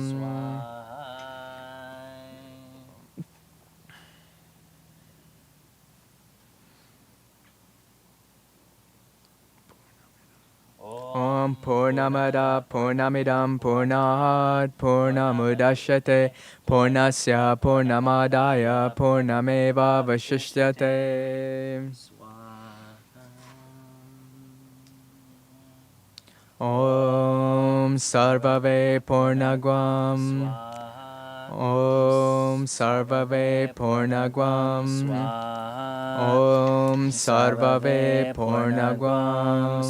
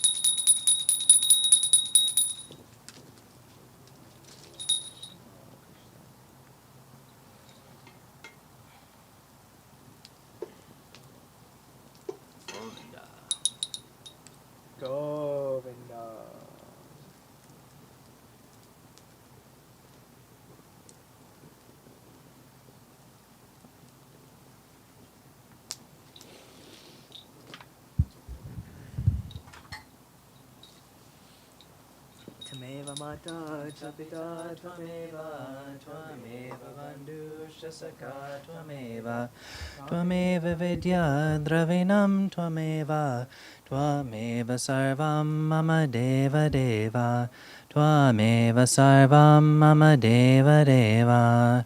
Asatoma satgamaya, tamasoma jyotirgamaya, mrityorma mritam gamaya. Om Shanti Shanti Shanti. Loka samasta sukhino bhavantu. Loka samasta sukhino bhavantu. Loka samasta sukhino bhavantu. Om Shanti Shanti Shanti. Shri Gurubhyo Namaha. Hari Om. Prem so Lakshmi Narayan Bhavani ki. Jai. Prem so Krishna Bhagavan ki. Jai. Prem so Gita Maya ki. Jai.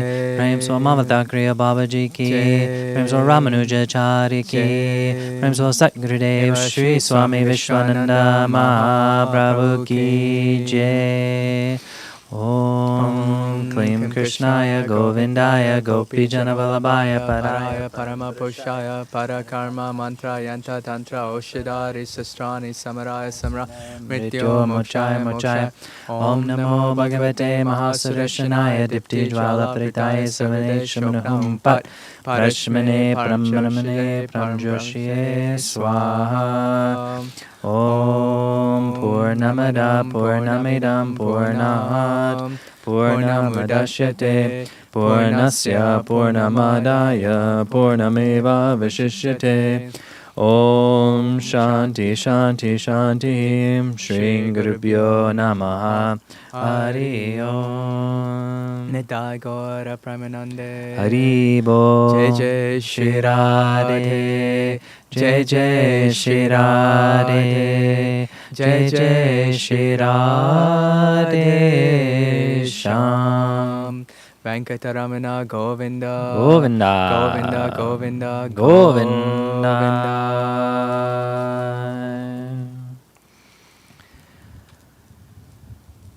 So everybody, please close your eyes.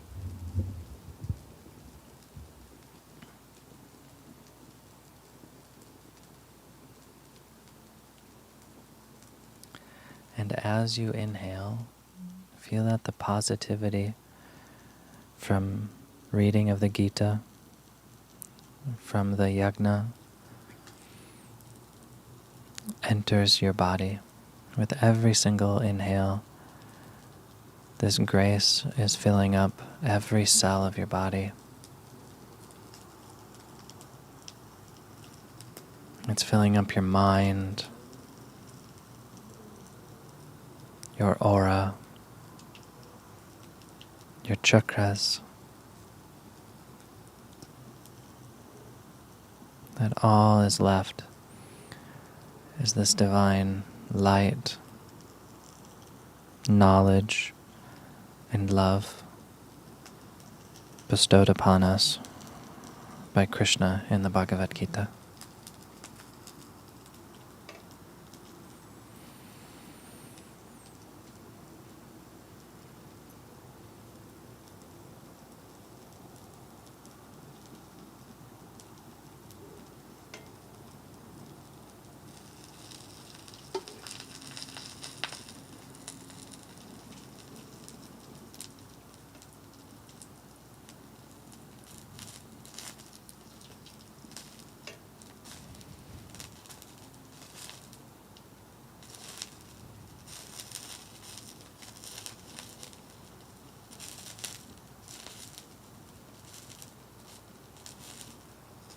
Very good. Take your right hand, place it on your heart chakra, your left hand on your right hand.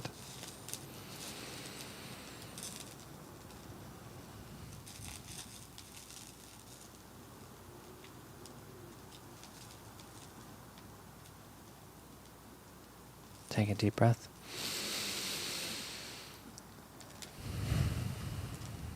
Om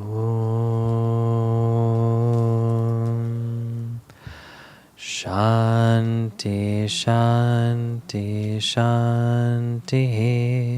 Shri Gurubhyo Namaha. Hari Om.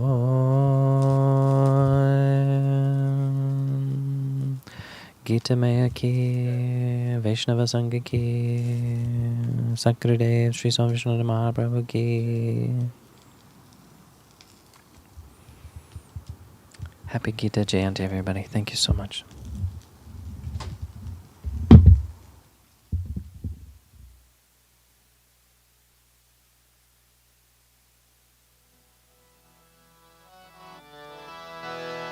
Shri Guru